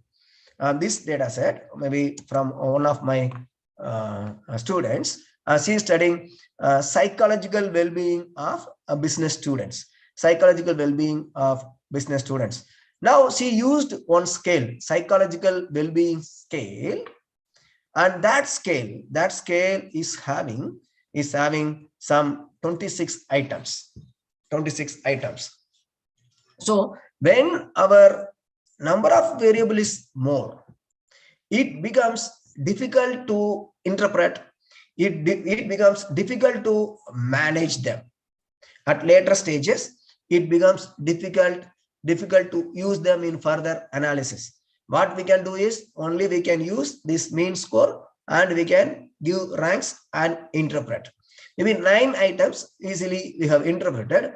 26 items, if we are interpreting through mean scores, then the first item will have some mean score, second item will have some mean score. So 26 items. So it becomes difficult for us to interpret the results.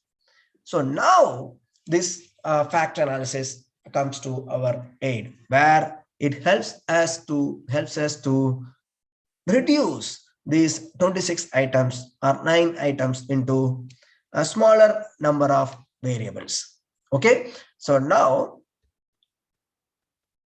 I'll take this data set, and yes, we have interpreted using the mean score, and now we will try to extract the factors or components. Now it is the fact analysis is available under dimension reduction.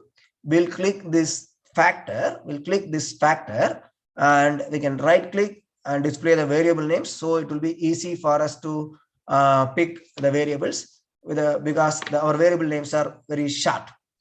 Now we'll select these 9 items and drop into these variables. So here we have several options. Some of them we may not use right now, but first we will go on to this descriptives. Under descriptives, we have this KMO and Bartlett test. So that alone we can select that. So this test, as already mentioned, it tests the suitability of the data set for performing factor analysis. Next is extraction. Under the methods, we have principal components and several other methods. So here we have one method called maximum likelihood estimation. Okay, so now there is one foreign professor named James Kaskin. He is well versed in structural equation modeling. You can refer to his YouTube channel. He is very active in the public domains, especially YouTube. Now, yes, he suggests if you want to use AMOS software for building your models, that is structural equation modeling, then he is suggesting us to use this maximum likelihood estimation. Okay, in general, this default option, principal components is used. Okay, now once again, as a scholar or as a researcher, we are taking the call. Okay, now yes, we are going with the default method, that is principal components. Now here in this screen, there are three ways by which we can identify the number of factors or number of factors to be extracted. So in this screen, one is visually, by seeing the diagram, we can say how many number of meaningful components or factors can be extracted from these 9 items. That is using scree plot. Okay, if you want that, yes, we can click that. Scree plot display, it gives a visual. Now, one of the most widely used method is based on the Eigen Values. Here, the default option is Eigen Values greater than 1. So if we want to extract the factors based on Eigen Values, then we can just proceed with the default option. But if you wanted to extract some fixed number of factors, then we have to select this fixed number of factors and specify the number of factors that you want to extract. So now for time being, we will go with the default option, which is based on Eigen Values. So we have done nothing, only we have clicked scree plot under this extraction. So we'll say continue. We say continue. Now, whenever we are extracting, so now two process. If you see three, one is first checking the suitability of the data set for factor analysis. That is first step. The second step is extracting the factors or components from the variables, extraction. And the third is rotation. Rotation is to make the interpretation easier. For that alone, I'll give one reference because while using rotation also, we have two different types of rotation. One is orthogonal rotation and the other is oblique rotation. One is orthogonal and the other is oblique rotation. We have to select one of these two rotation methods. Now, what is this? This orthogonal and oblique. The orthogonal rotation, when we select orthogonal rotation, we are assuming that there will not be any correlation between these variables, or we wanted to extract factors or components which are uncorrelated, which are not correlated with each other. If that is our objective, we will be using orthogonal rotation methods. But if we expect some correlations between the extracted factors, then we will use oblique rotation. In ResearchGate, a lot of discussion is there. You can check orthogonal and oblique rotation. You will get some interesting points as well as some references on that. So now, one of the most widely used rotation method is Varimax rotation. Now I'll click that rotation. So here we have Varimax, direct oblimin, Quantimax, Equimax, Promax, etc. So this Varimax. This Varimax is one of the most widely used rotation methods. Not only that, this is one of the orthogonal type of rotation where we don't expect any correlation between the extracted components. So I'm selecting that Varimax, and here I just wanted to give one reference.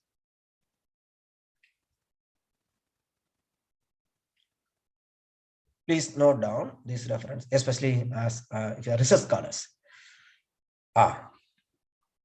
This line, Varimax rotation is performed since the factors are expected to be uncorrelated. Not only that, it is much simpler to understand and interpret the factors. Okay, so please note that Kim and Miller, 1978. Kim and Miller, 1978. Why we are using this Varimax rotation?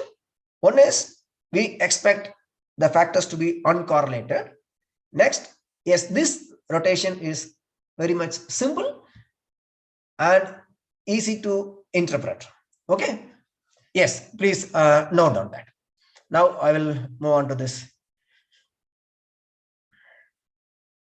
Okay, now selected that. For time being, let us not go to this course. We are not going, and options will go. We'll go to options.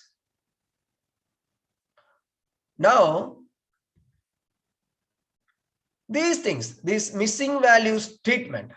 See, we'll come to data analysis only after performing the necessary data cleaning. For example, we will look for missing values. We will look for unengaged responses. we will look for outliers.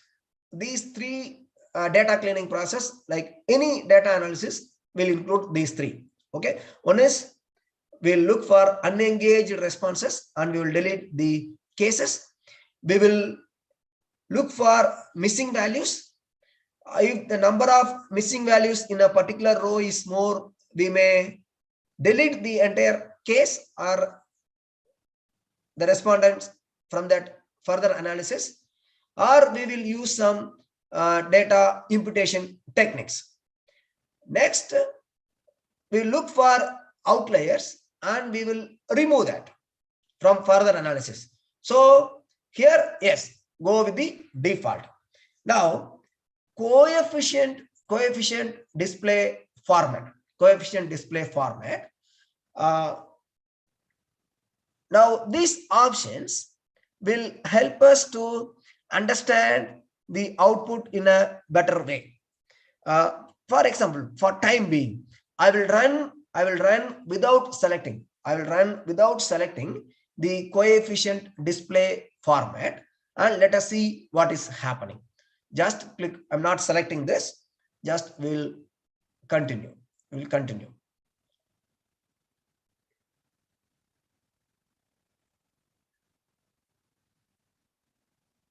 Yes, we have got the output.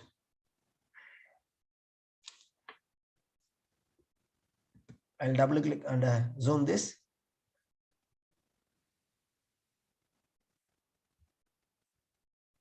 Now, so this KMO measure of sampling adequacy, yes, it is above 0.6. There is a threshold for this. Now 0.56 is acceptable. Yes, it is above 0.6. Then this Bartlett's test of sphericity, the p-value should be less than 0.05. Yes, it is less than 0.05. If we satisfy these two conditions, then we can conclude that our data set is suitable for conducting fact analysis. Then this communalities values must be acceptable level. Here also we have a different point of view. So depending on the type of research, this value may vary, but 0.5 and above is, yes, very much acceptable. If there are some values less than 0.5, then as a researcher, we need to take a call on that, whether to retain that variable in fact analysis or remove that from further analysis. That is communalities. It should be above 0.5. Now, total variance explained. Before that, we will move on to this scree plot. If we see the scree plot with these 9 items, 9 variables, see, you can count these dots 1, 2, 3, 4, 5, 6, 7, 8, 9, displayed as 9 different components. And among these 9 different components, the first one, second one, third one, and fourth one, if you see, that lies above 1, this eigenvalue 1. Okay, so the acceptable practice is to select the components which have eigenvalues of more than 1. So here, if you see, yes, it is more than 1. Now, while presenting in the thesis or in our article, if you want to present this, then we can double click this figure and we can do editing. We can change these markers, we can change this background, we can change this font. Okay, so now this total variance, the same thing is given as numbers. This is picture and here we have as numbers.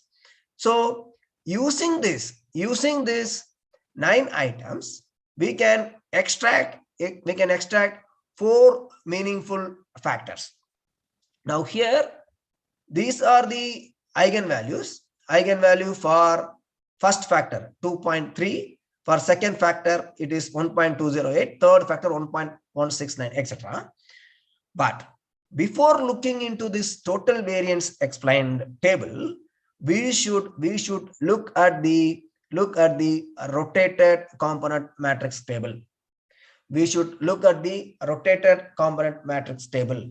Under this table, we have one information, that is extraction method, principal component analysis, and the rotation method, Varimax rotation.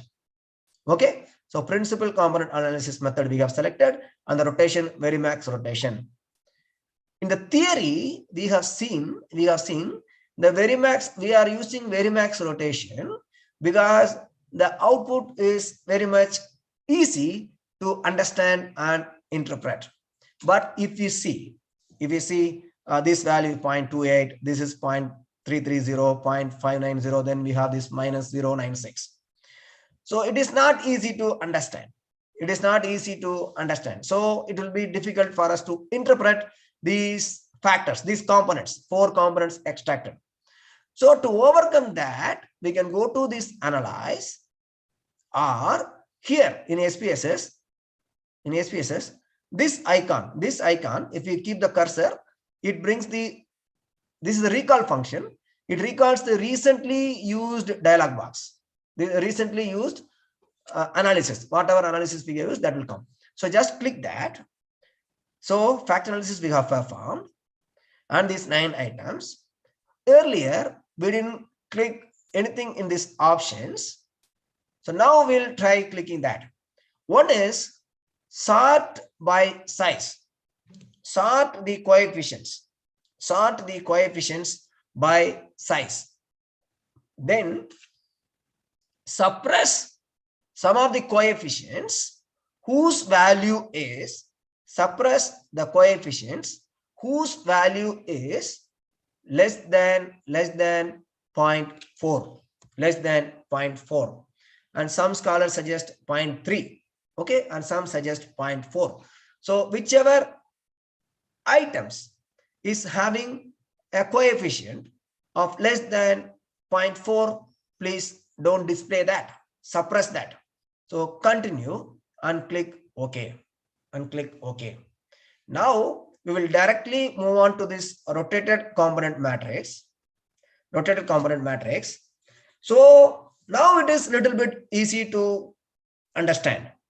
First, the first component, the items loaded are these 3 items. The item is, I expect the company to respect and be responsive to all its stakeholders.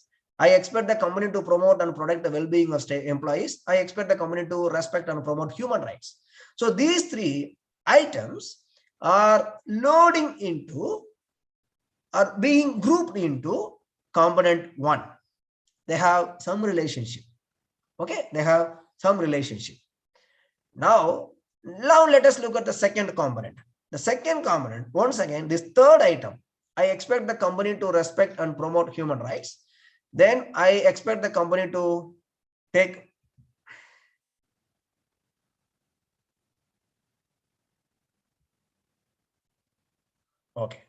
I expect the company to take measures to check and prevent pollution. Then I expect the company to provide goods and services. These 3 are loading into or grouped into component 2. But we have one problem. This item, I expect the company to respect and promote human rights, is loaded in component 1 as well as component 2. So this we call it as cross-loading. So now,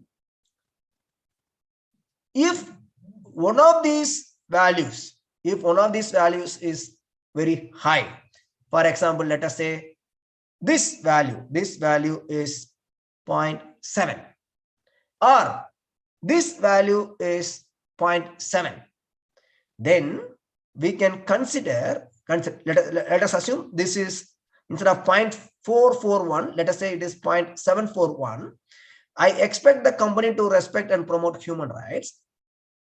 We can confidently tell that this is being loaded into component 1. It is treated as a part of component 1. So what is the condition?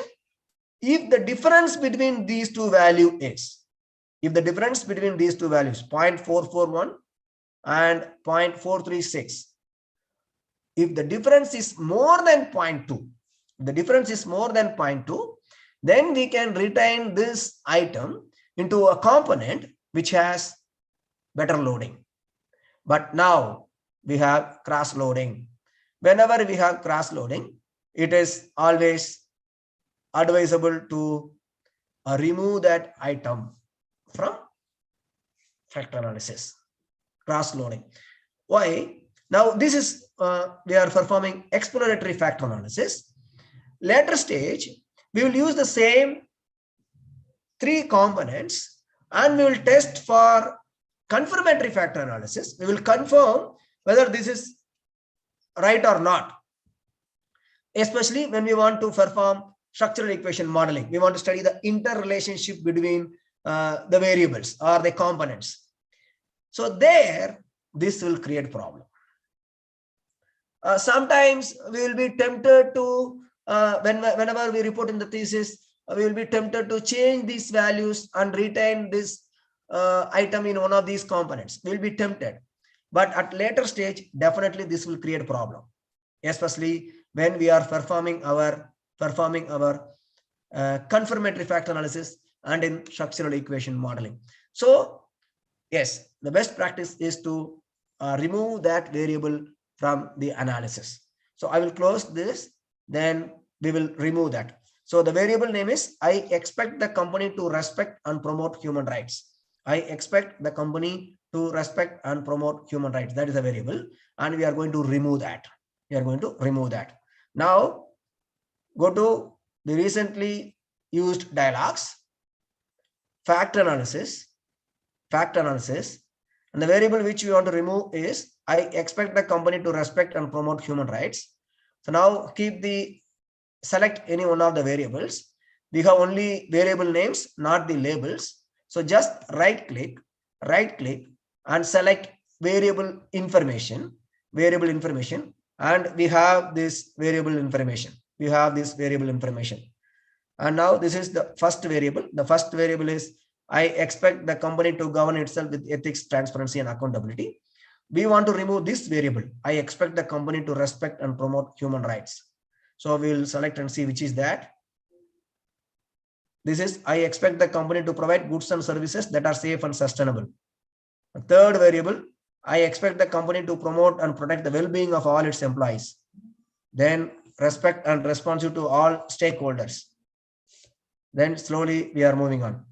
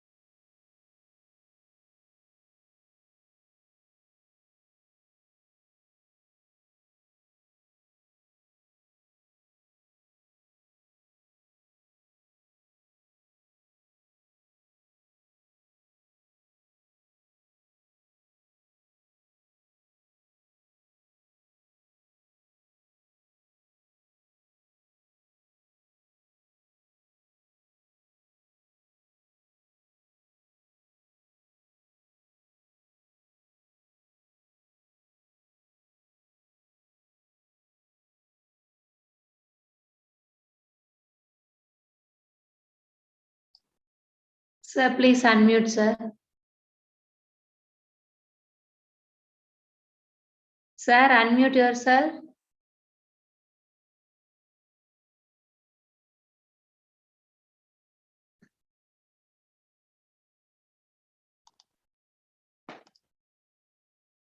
Sir, can you hear me? Unmute, sir. Unmute your mic.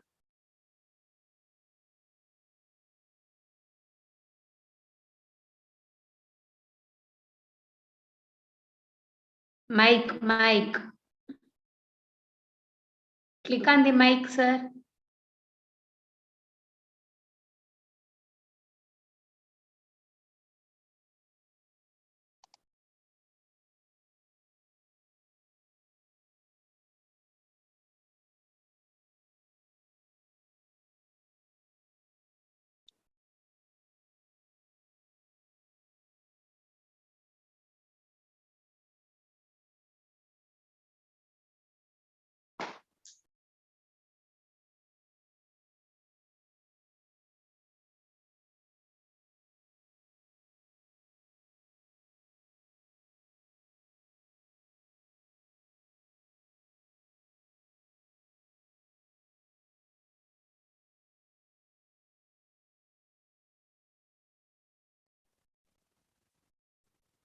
Madam இது internet connection ஏதாவது week பண்ணி காமிக்குது madam.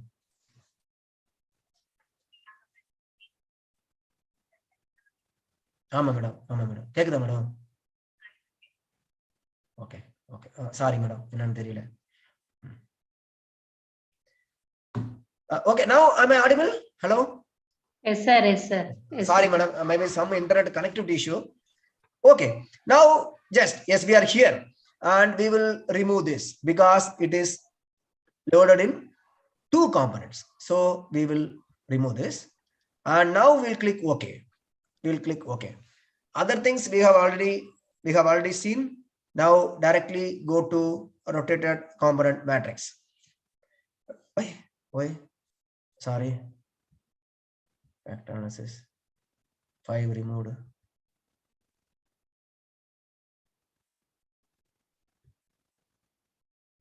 Okay. Now this is the new output. See, all these out, we have run this factor analysis several times, and this last one is our latest output, rotated component matrix. Now here we have see the first component we extracted. Okay. Now we have 3 components. Now we shall look at the total variance explained. Now this percentage, it should be above 60%. Sometimes in exploratory studies or while we are in the process of developing a scale, yes, this can have lower values. But as we fine-tune the questionnaire, and say this is the scale we have developed, then this value should be more. But now in our case, this value is above 50%. So the variance, the total variance explained by these 3 components is 57%. In other words, layman words, now we proceeded our research thinking that these 9 items will be sufficient enough to measure investors' perception towards sustainable business practices, or what is the investors' expectation from the companies in which they have invested their money. We thought these 9 items will be enough. Yes, these 9 items, before we remove 1 item, these 9 items explains investors' expectation towards sustainable business practices to an extent of 100%. But when we go with 3 components, we will have the comfort of having minimum number of components or minimum number of variables, but we will be losing information of about 40%. Now, yes, we have to decide either we want to go with these 3 components to explain these sustainable business practices, or we wanted to have the 9 items. Okay, here it is okay, 9 items. But what about this scale? We have 26 items. So definitely when we extract factors, when we try to extract factors from these 26 items, definitely we will have some information loss. So if the components, extracted components can explain variance of about 50% and above, yes, we can proceed. But more this value, better our extraction or components in explaining the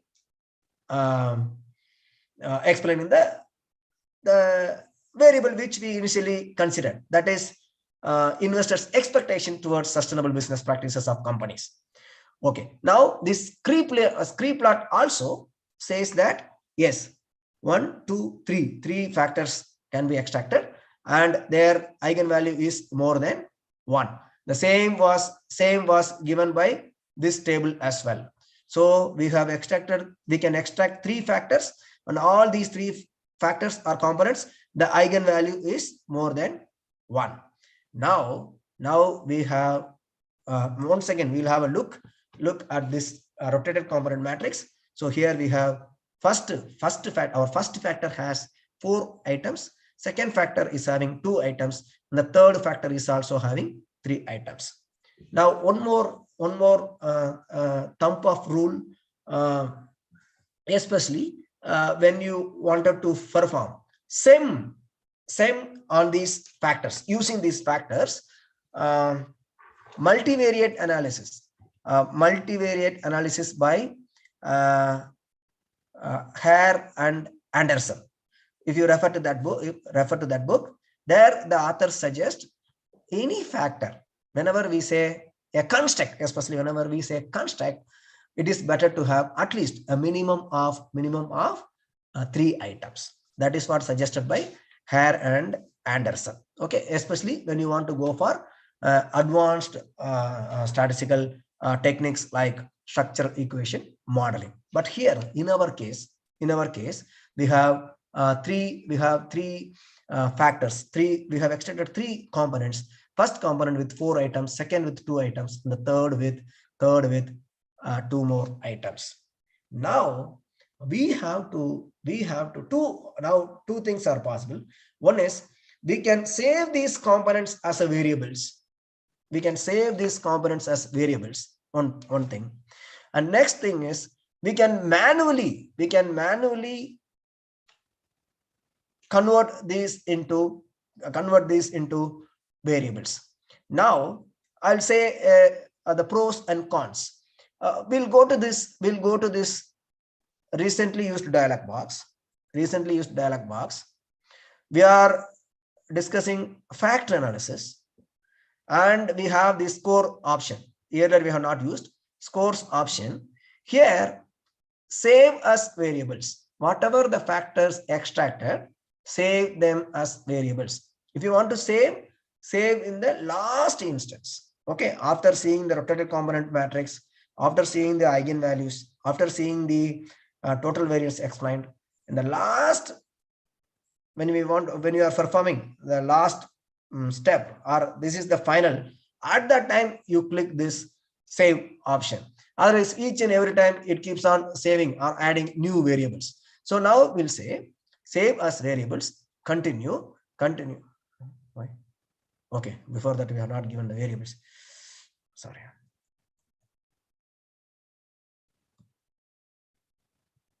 Oh, sorry. I am performing on another data set. This is the data set we are using.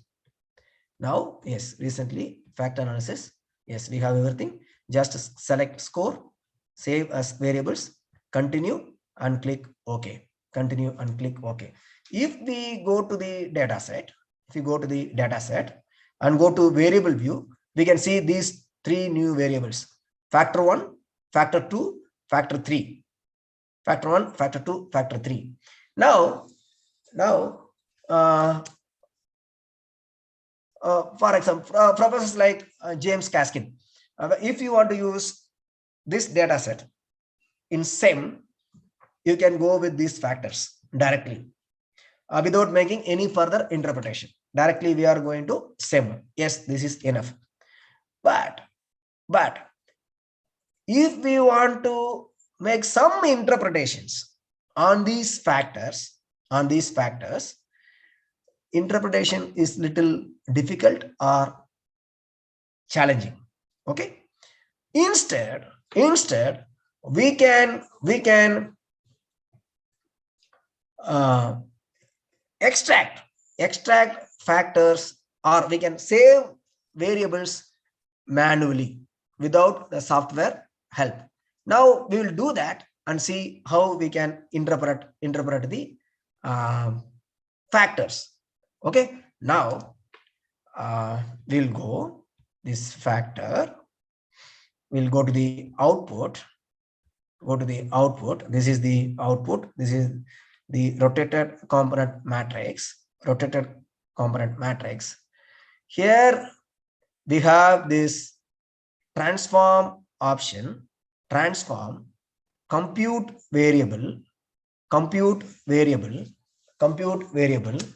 let us say sustainable business practices _1, sustainable business practices _1. Okay, now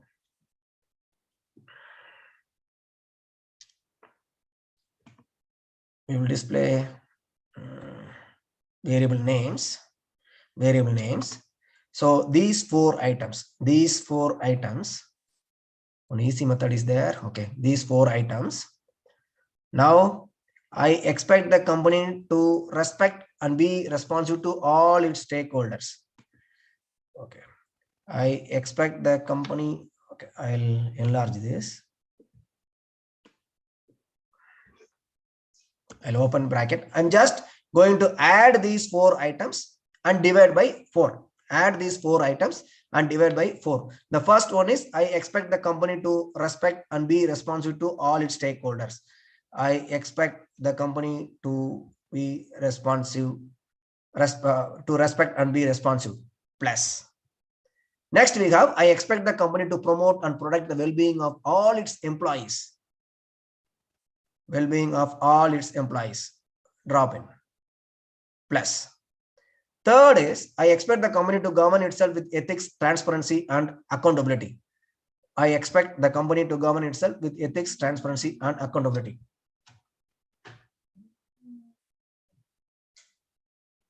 Plus.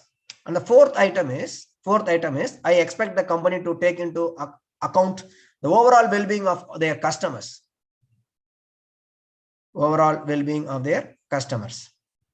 This one. Now drop here. Now close the bracket. How many items we have? We have 1, 2, 3, 4, and divide this by 4. Click OK. And the variable name is SBP _, let us say factor 1, F1, factor 1. Click OK. Now we'll go to this variable view. And here we have one factor name, SBP _F1. Like this, we have to generate for other two variables. Now how to do that? Quickly transform compute variable, give a variable name, and before that we have to keep it in the output so that we can identify the variables.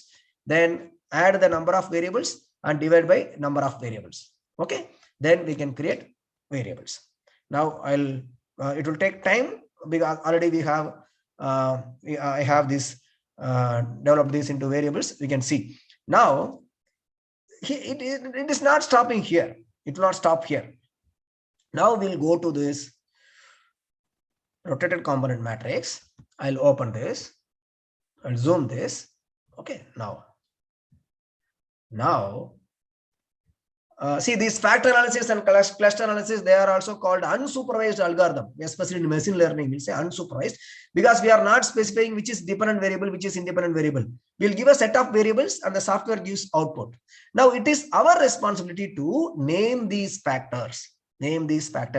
First we tested the suitability of the data for factor analysis. Next, we decided on the extraction, how we are going to extract the factors, especially based on eigenvalue or by looking at the scree plot or some fixed number of factors. Third, we use some rotation methods because it is easy for us to interpret the factors. And the fourth is to name the factors. Now there are several conventions to name the factors. One is just we can look at the first item of a particular component and we can give name to the component factor. Okay, so look at the first, so responsive to all its stakeholders. So these respondents, they feel that yes, stakeholder responsiveness, they are telling yes, you must be responsive to all its stakeholders. This is what we are expecting from you. So these 4 items together as first component can be named as stakeholder responsiveness. Or we can look at all the 4 items, and give a name which suits all these 4 items. That is another convention. Okay. Now, so let us name this as, look at the first, and let us give a name as stakeholder responsiveness. And let us look at the second component. The second component, the first item is I expect the company to provide goods and services that are safe and sustainable. Okay. And the second item loaded is I expect the company to take measures to check and prevent pollution. So safe and sustainable goods and services, then they must take efforts to check and prevent pollution, something related to, let us say, environment. So if the product is not sustainable, it is going to negatively affect the environment. So we can give the name as these our respondents, they expect the company to be environmentally responsible. So environmental responsiveness. So first component we named as stakeholder responsiveness. Now environmental responsiveness, that may be the name. Next, we look at the third component. I expect the company to support inclusive growth and equitable development. I expect the company to behave responsibly when engaged in influencing the regulatory and public policy. So inclusive growth, equitable development, then they must be responsible in influencing the society. So we can identify a suitable name and name these variables. So these are some of the conventions suggested by scholars to name the factors which we have extracted. And in our case, the first factor is named as stakeholder responsiveness. Second is environmental responsiveness, and the third is social responsiveness. So the respondents or the equity investors, they expect the companies to be responsive to stakeholders, responsible to the environment, and they expect them to be responsible to the society at large. So we extracted 3 factors and we have named the 3 factors. So here ends the factor analysis. In the materials, for the same data set which we have used, I have attached on a PDF file, equity investors expectation towards sustainable business practices. Just you can go through that. Whatever we have discussed, yes, it is already presented here.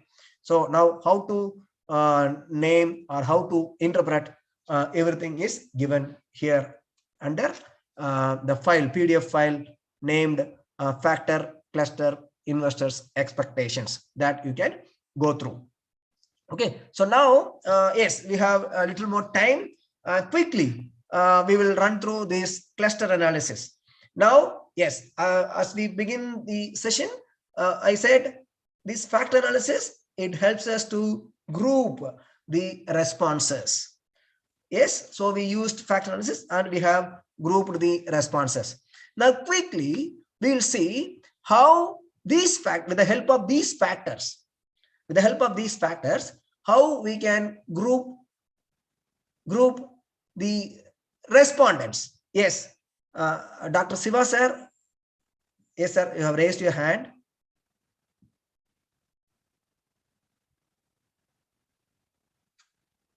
Yes, madam, shall I proceed, madam? If Siva want to ask question, he can ask. Siva, Dr. K. Shiva. You proceed, sir. Yes, madam. Okay, now, yes, now we will look at this data.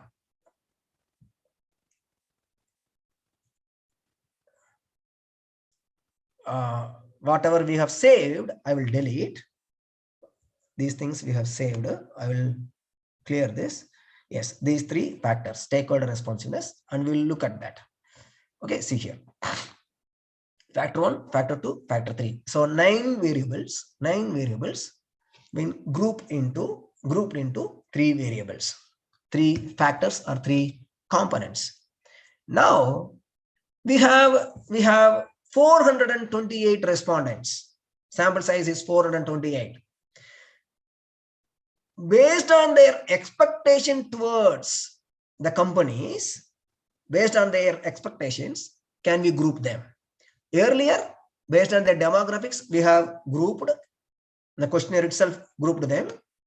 Now we have a new variable or factors, that is investors' expectation towards sustainable business practices.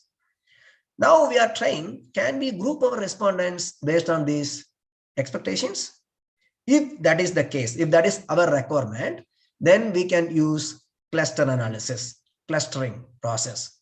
Now in cluster analysis, we have several methods, different types of clustering algorithms are there. We are not going into that.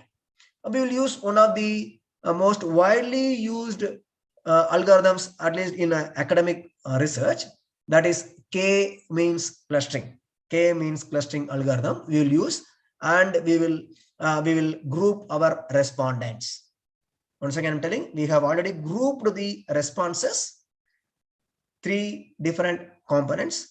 Now we are trying to group our respondents cases. Now the tool available is clustering, that is K-means clustering. In K-means clustering, we have to tell what is this K value. We have to specify to the system. Now to know what is might be this K value, there is one more clustering called as two-step clustering.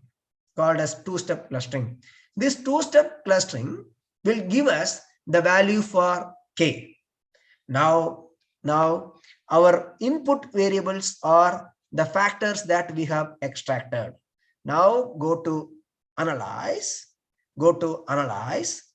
All these clustering algorithms are under this classify option.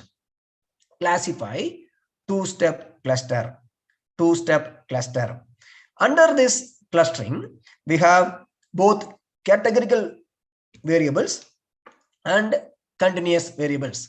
I will right click here and display the variable names. We'll scroll down and we want to group our respondents based on the factors we have extracted.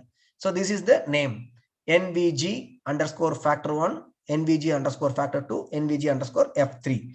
I'll select this, drop into this continuous variables box because they are metric in nature and nothing else. We'll go with this default option. Just click OK.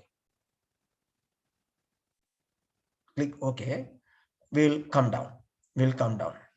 Now, this is the model summary for two-step clustering. This will give some interesting output also. We will look at those outputs. Before going, we will just look at this model summary. Model summary says that we have given three variables as inputs. So using these three variables, we can group our respondents into three different clusters. We can segment our respondents into three different groups. That is the meaning. Now, what will be the quality of our cluster? Because we are grouping them into three different clusters. What will be the quality? This output named Self-Citation measure of cohesion and separation. This value should be above 0. So here we have this value ranges between -1 and +1, and this should be above 0. In our case, it is close to 0.5 and yellow shade is there. That means fair. And if this blue line is crossing touching this green color segment, then the cluster quality will be good. Okay. If it is in the pink color, maybe red color, then the cluster quality will be poor.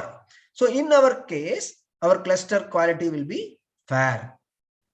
So using these three factors, which we have extracted from fact analysis, we can group our respondents into three clusters, or we can segment them into three different groups. Now, for this alone, this Self-Citation measure of cohesion and separation alone, I'll give the cutoff value or the reference.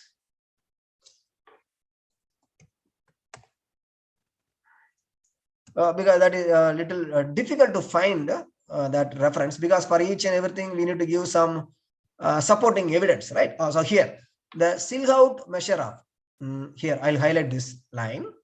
I'll highlight this.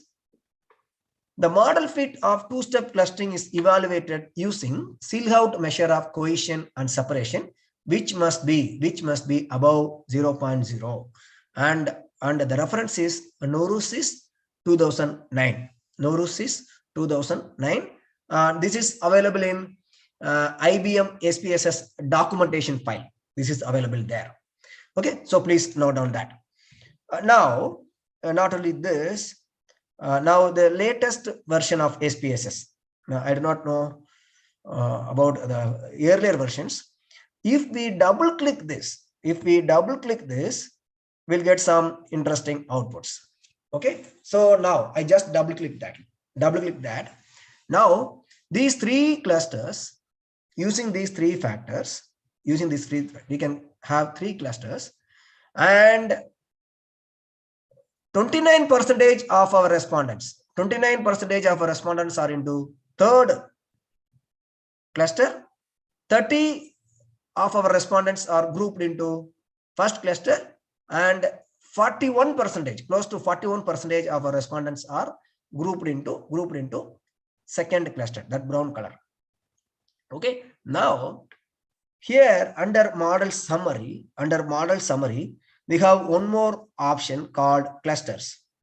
Just we can click that. When we click the clusters, this gives one more interesting output, which says that which of these three components, which of these three factors are important in separating our respondents into different clusters.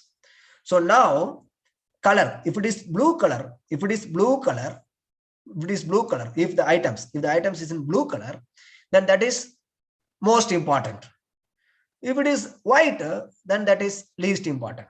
Okay, now see, among these three, stakeholder responsiveness is very much helpful in segmenting our respondents. Next comes this environmental responsiveness, and the third is this social responsiveness. Okay, so among these three factors, the most important variable in segmenting our respondents is stakeholder responsiveness. So this is regarding two-step cluster.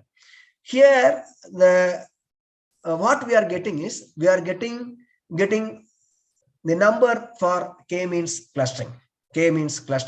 So we got the number is 3. We can segment our respondents into 3 different groups or clusters. Now we will move on to k-means clustering. Analyze, classify, k-means cluster.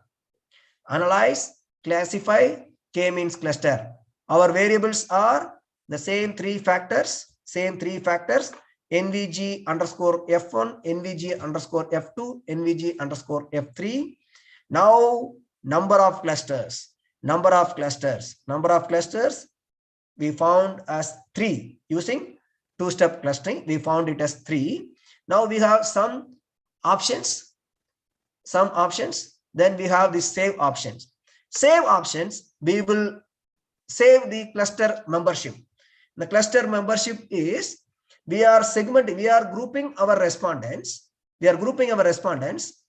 So we want to know to which group a particular respondent is segmented.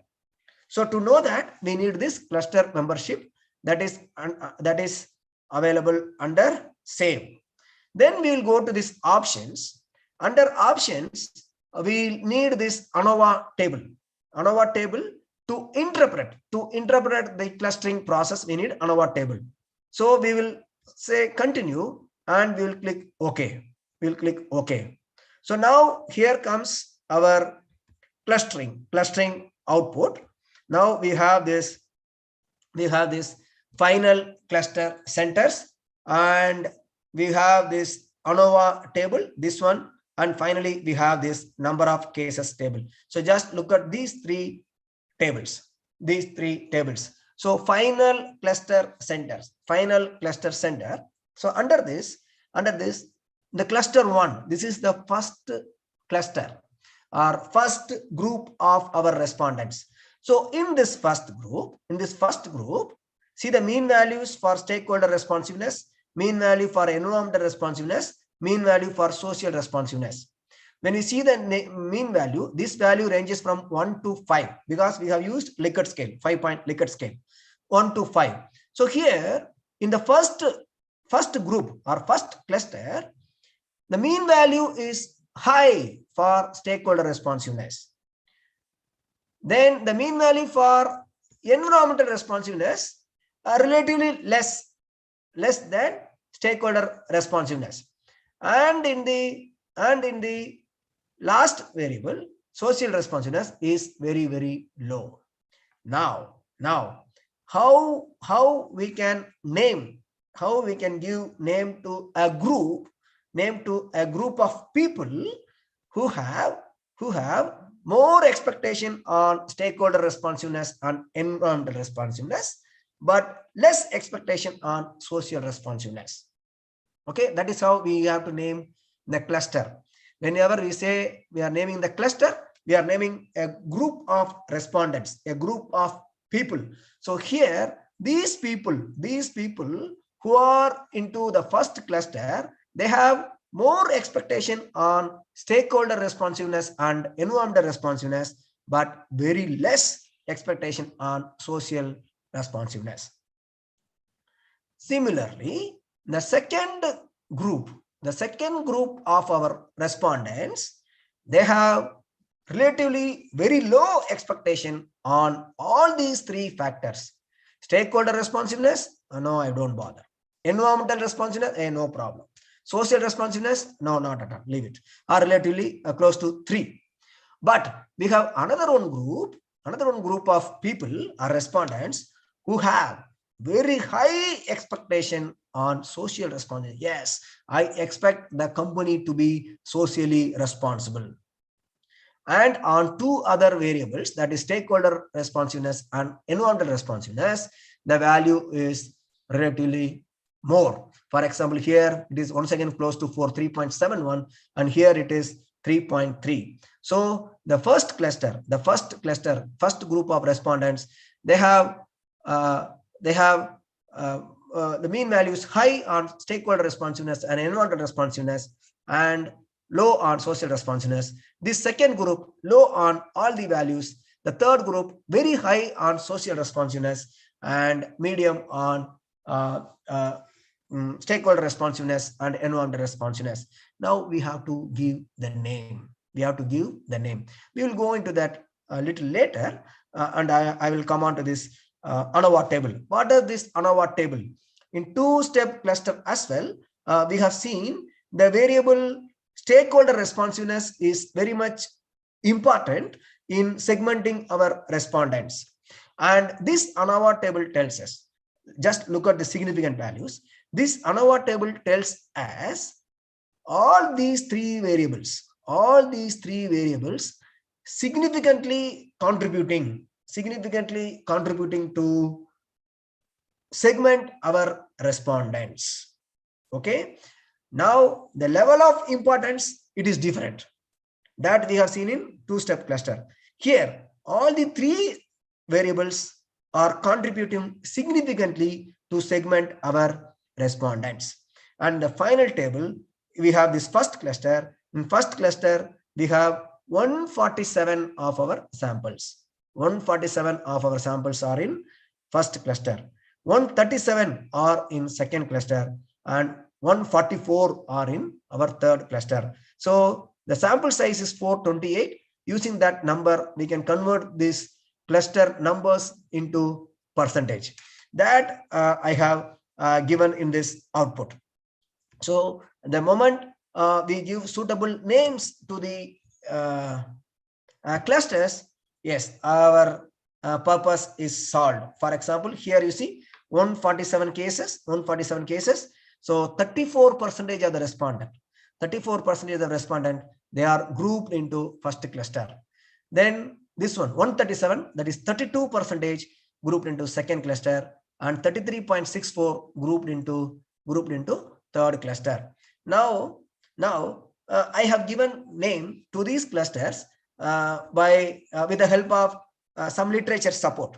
Now the first cluster, high values on stakeholder responsiveness and environmental responsiveness, but low on social responsiveness. Such investors are called as stakeholder advocates. Okay, they advocate the well-being of the stakeholders. So we have named them as stakeholder advocates. Now, this third group, high on all the factors of sustainable business practices, literature says they are ethical investors or socially responsible investors. Ethics, when we say it is not good or bad, it is related to sustainable business practices. So they are, we can also name them as socially SRI, socially responsible investors. We can give that name, or ethical investors, umbrella term. Then this second group, low on all these things, we named them as conventional investors. Conventional investors, they are investing only for profit. They are not at all bothered about other social responsibility or environmental responsibility of business, because there is a saying, the business of business is business. Who cares for social responsibility? The business of business is business. So such investors are called conventional investors. Definitely we may have difference of opinion in naming, in giving names to these clusters, but once again, we can name the clusters with the literature support or with some expert opinion. So with this, we'll finish this cluster analysis. Madam, I will stop here for any questions. Yes, sir. Yes, sir. Participants can ask your doubts. Sorry, I have not gone through the chats because it may distract me. So No I will go through the problem, chats. sir. Kindly bear with me. Good evening, sir. Madam, good evening, madam. Sir, when we changed the components, I mean, when we did the one question, we removed one variable. Yes, madam. The components changed from 4 to 3. Why did it did so? Madam, all these items, they are interrelated, madam. That, madam, actually, this grouping is done based on the correlation between these items. So one item, yes, it influences all other items. That's why when we remove one item, the overall structure also gets changed, madam.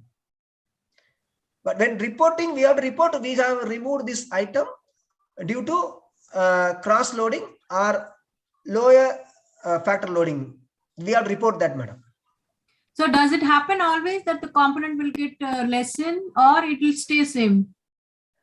Madam, it all depends on how our respondents have responded, how they have treated these variables.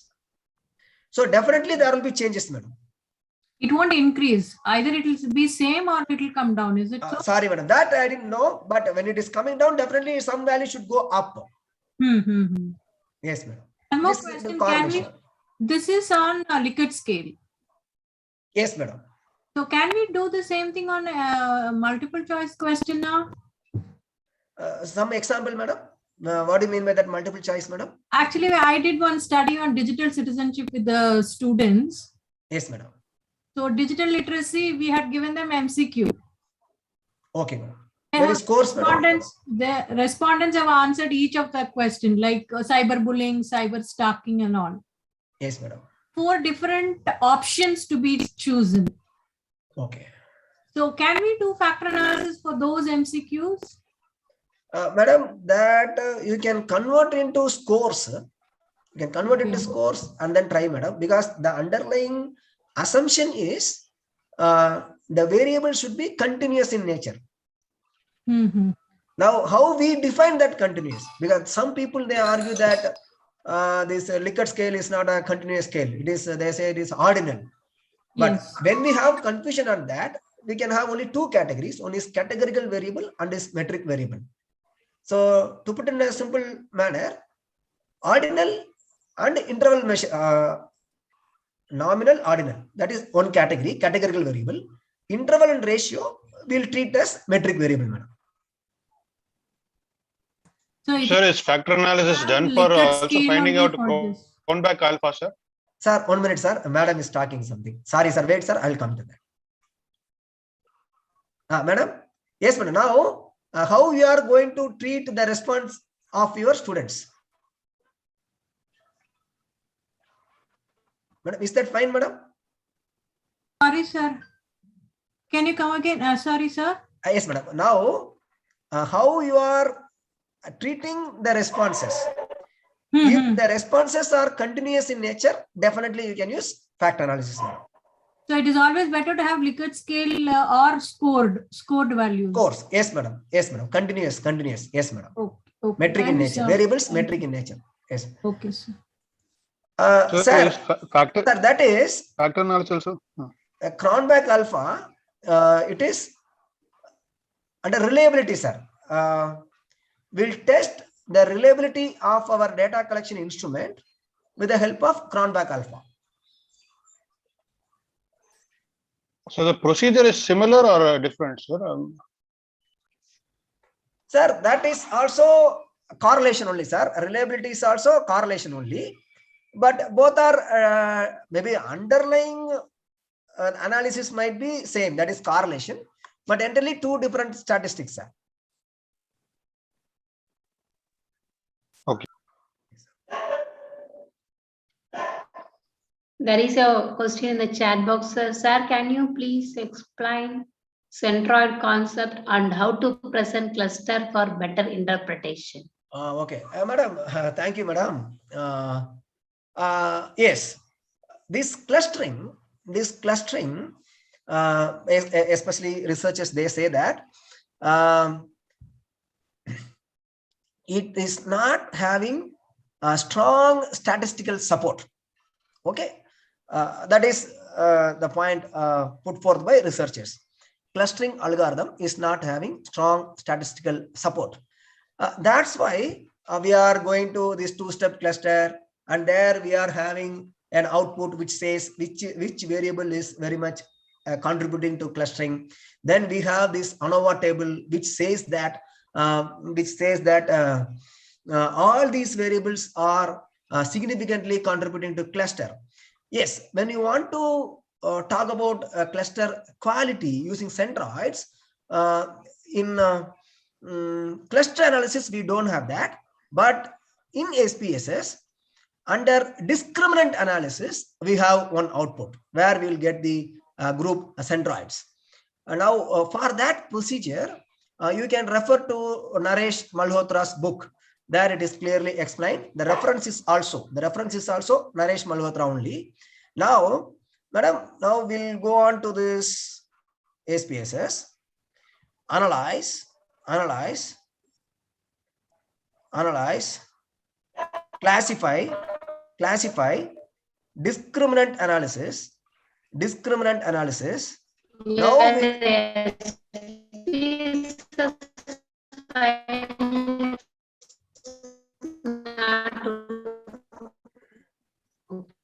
sorry, madam.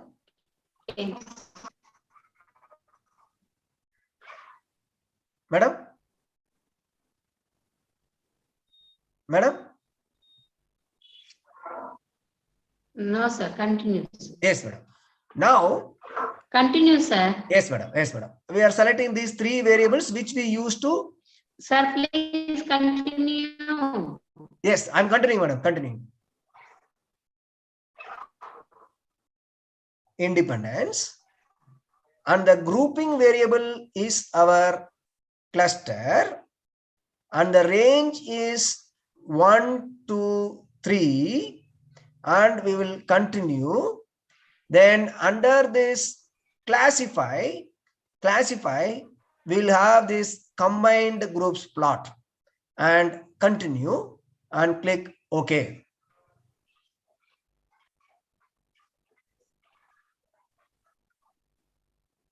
Yes.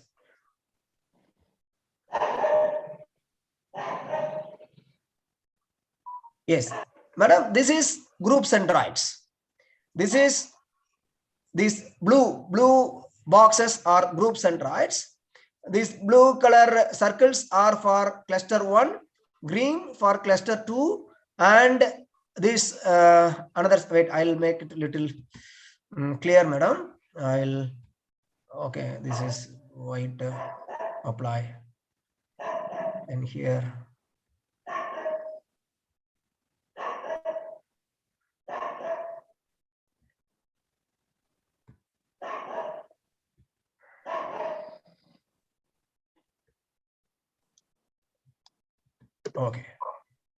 Okay, this I'll change to blue color 1.5, dark red, apply. Then we'll select this and maybe star, then dark green, apply. Then for this we will use some different shape. Then color also, we'll select some color. Yes.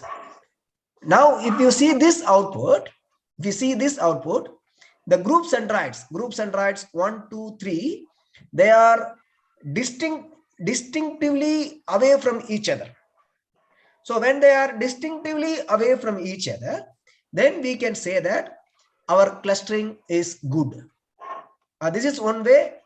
So this is how we have to interpret clustering with the help of group centroids, madam. But that is not available under cluster analysis. It is available under discriminant analysis. Sir, thank you very much for a very nice explanation about both the concepts. I appreciate it. Yes. Thank you very much. So, thank you, sir. What was the book you referred? Madam, this book is by Professor Naresh Malhotra. I'll put in the chat box, madam. Yes. Marketing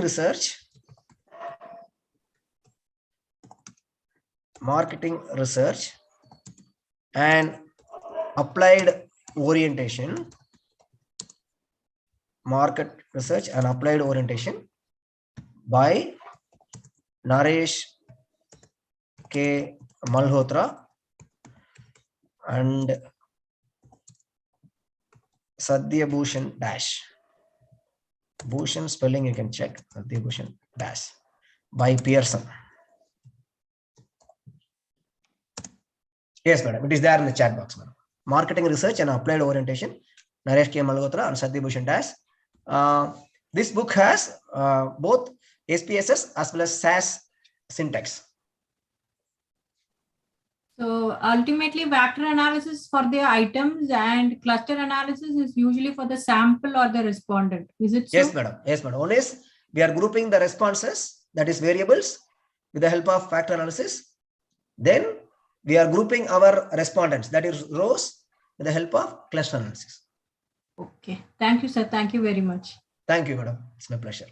So can we use factor analysis on secondary data? Yes, madam. Because secondary data, when it is continuous, definitely we can use, madam.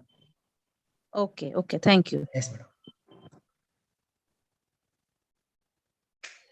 Yes. If there are no questions, we can wind up the session.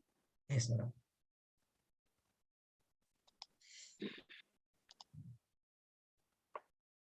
Sir, thank you so much.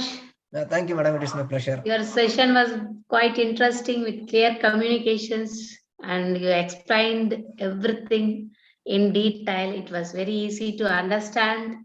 Yes. There was very good feedback in the chat box that it was a nice explanations, excellent session, informative session, and etc.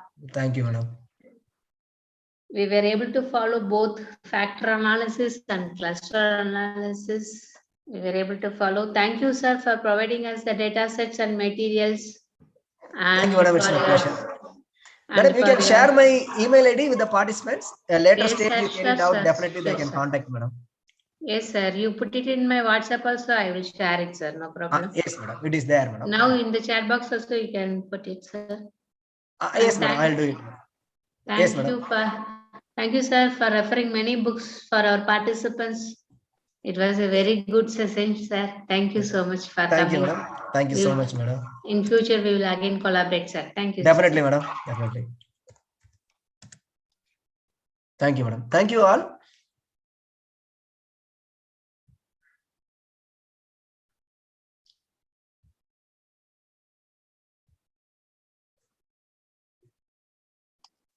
You have given the mail, sir, mail ID.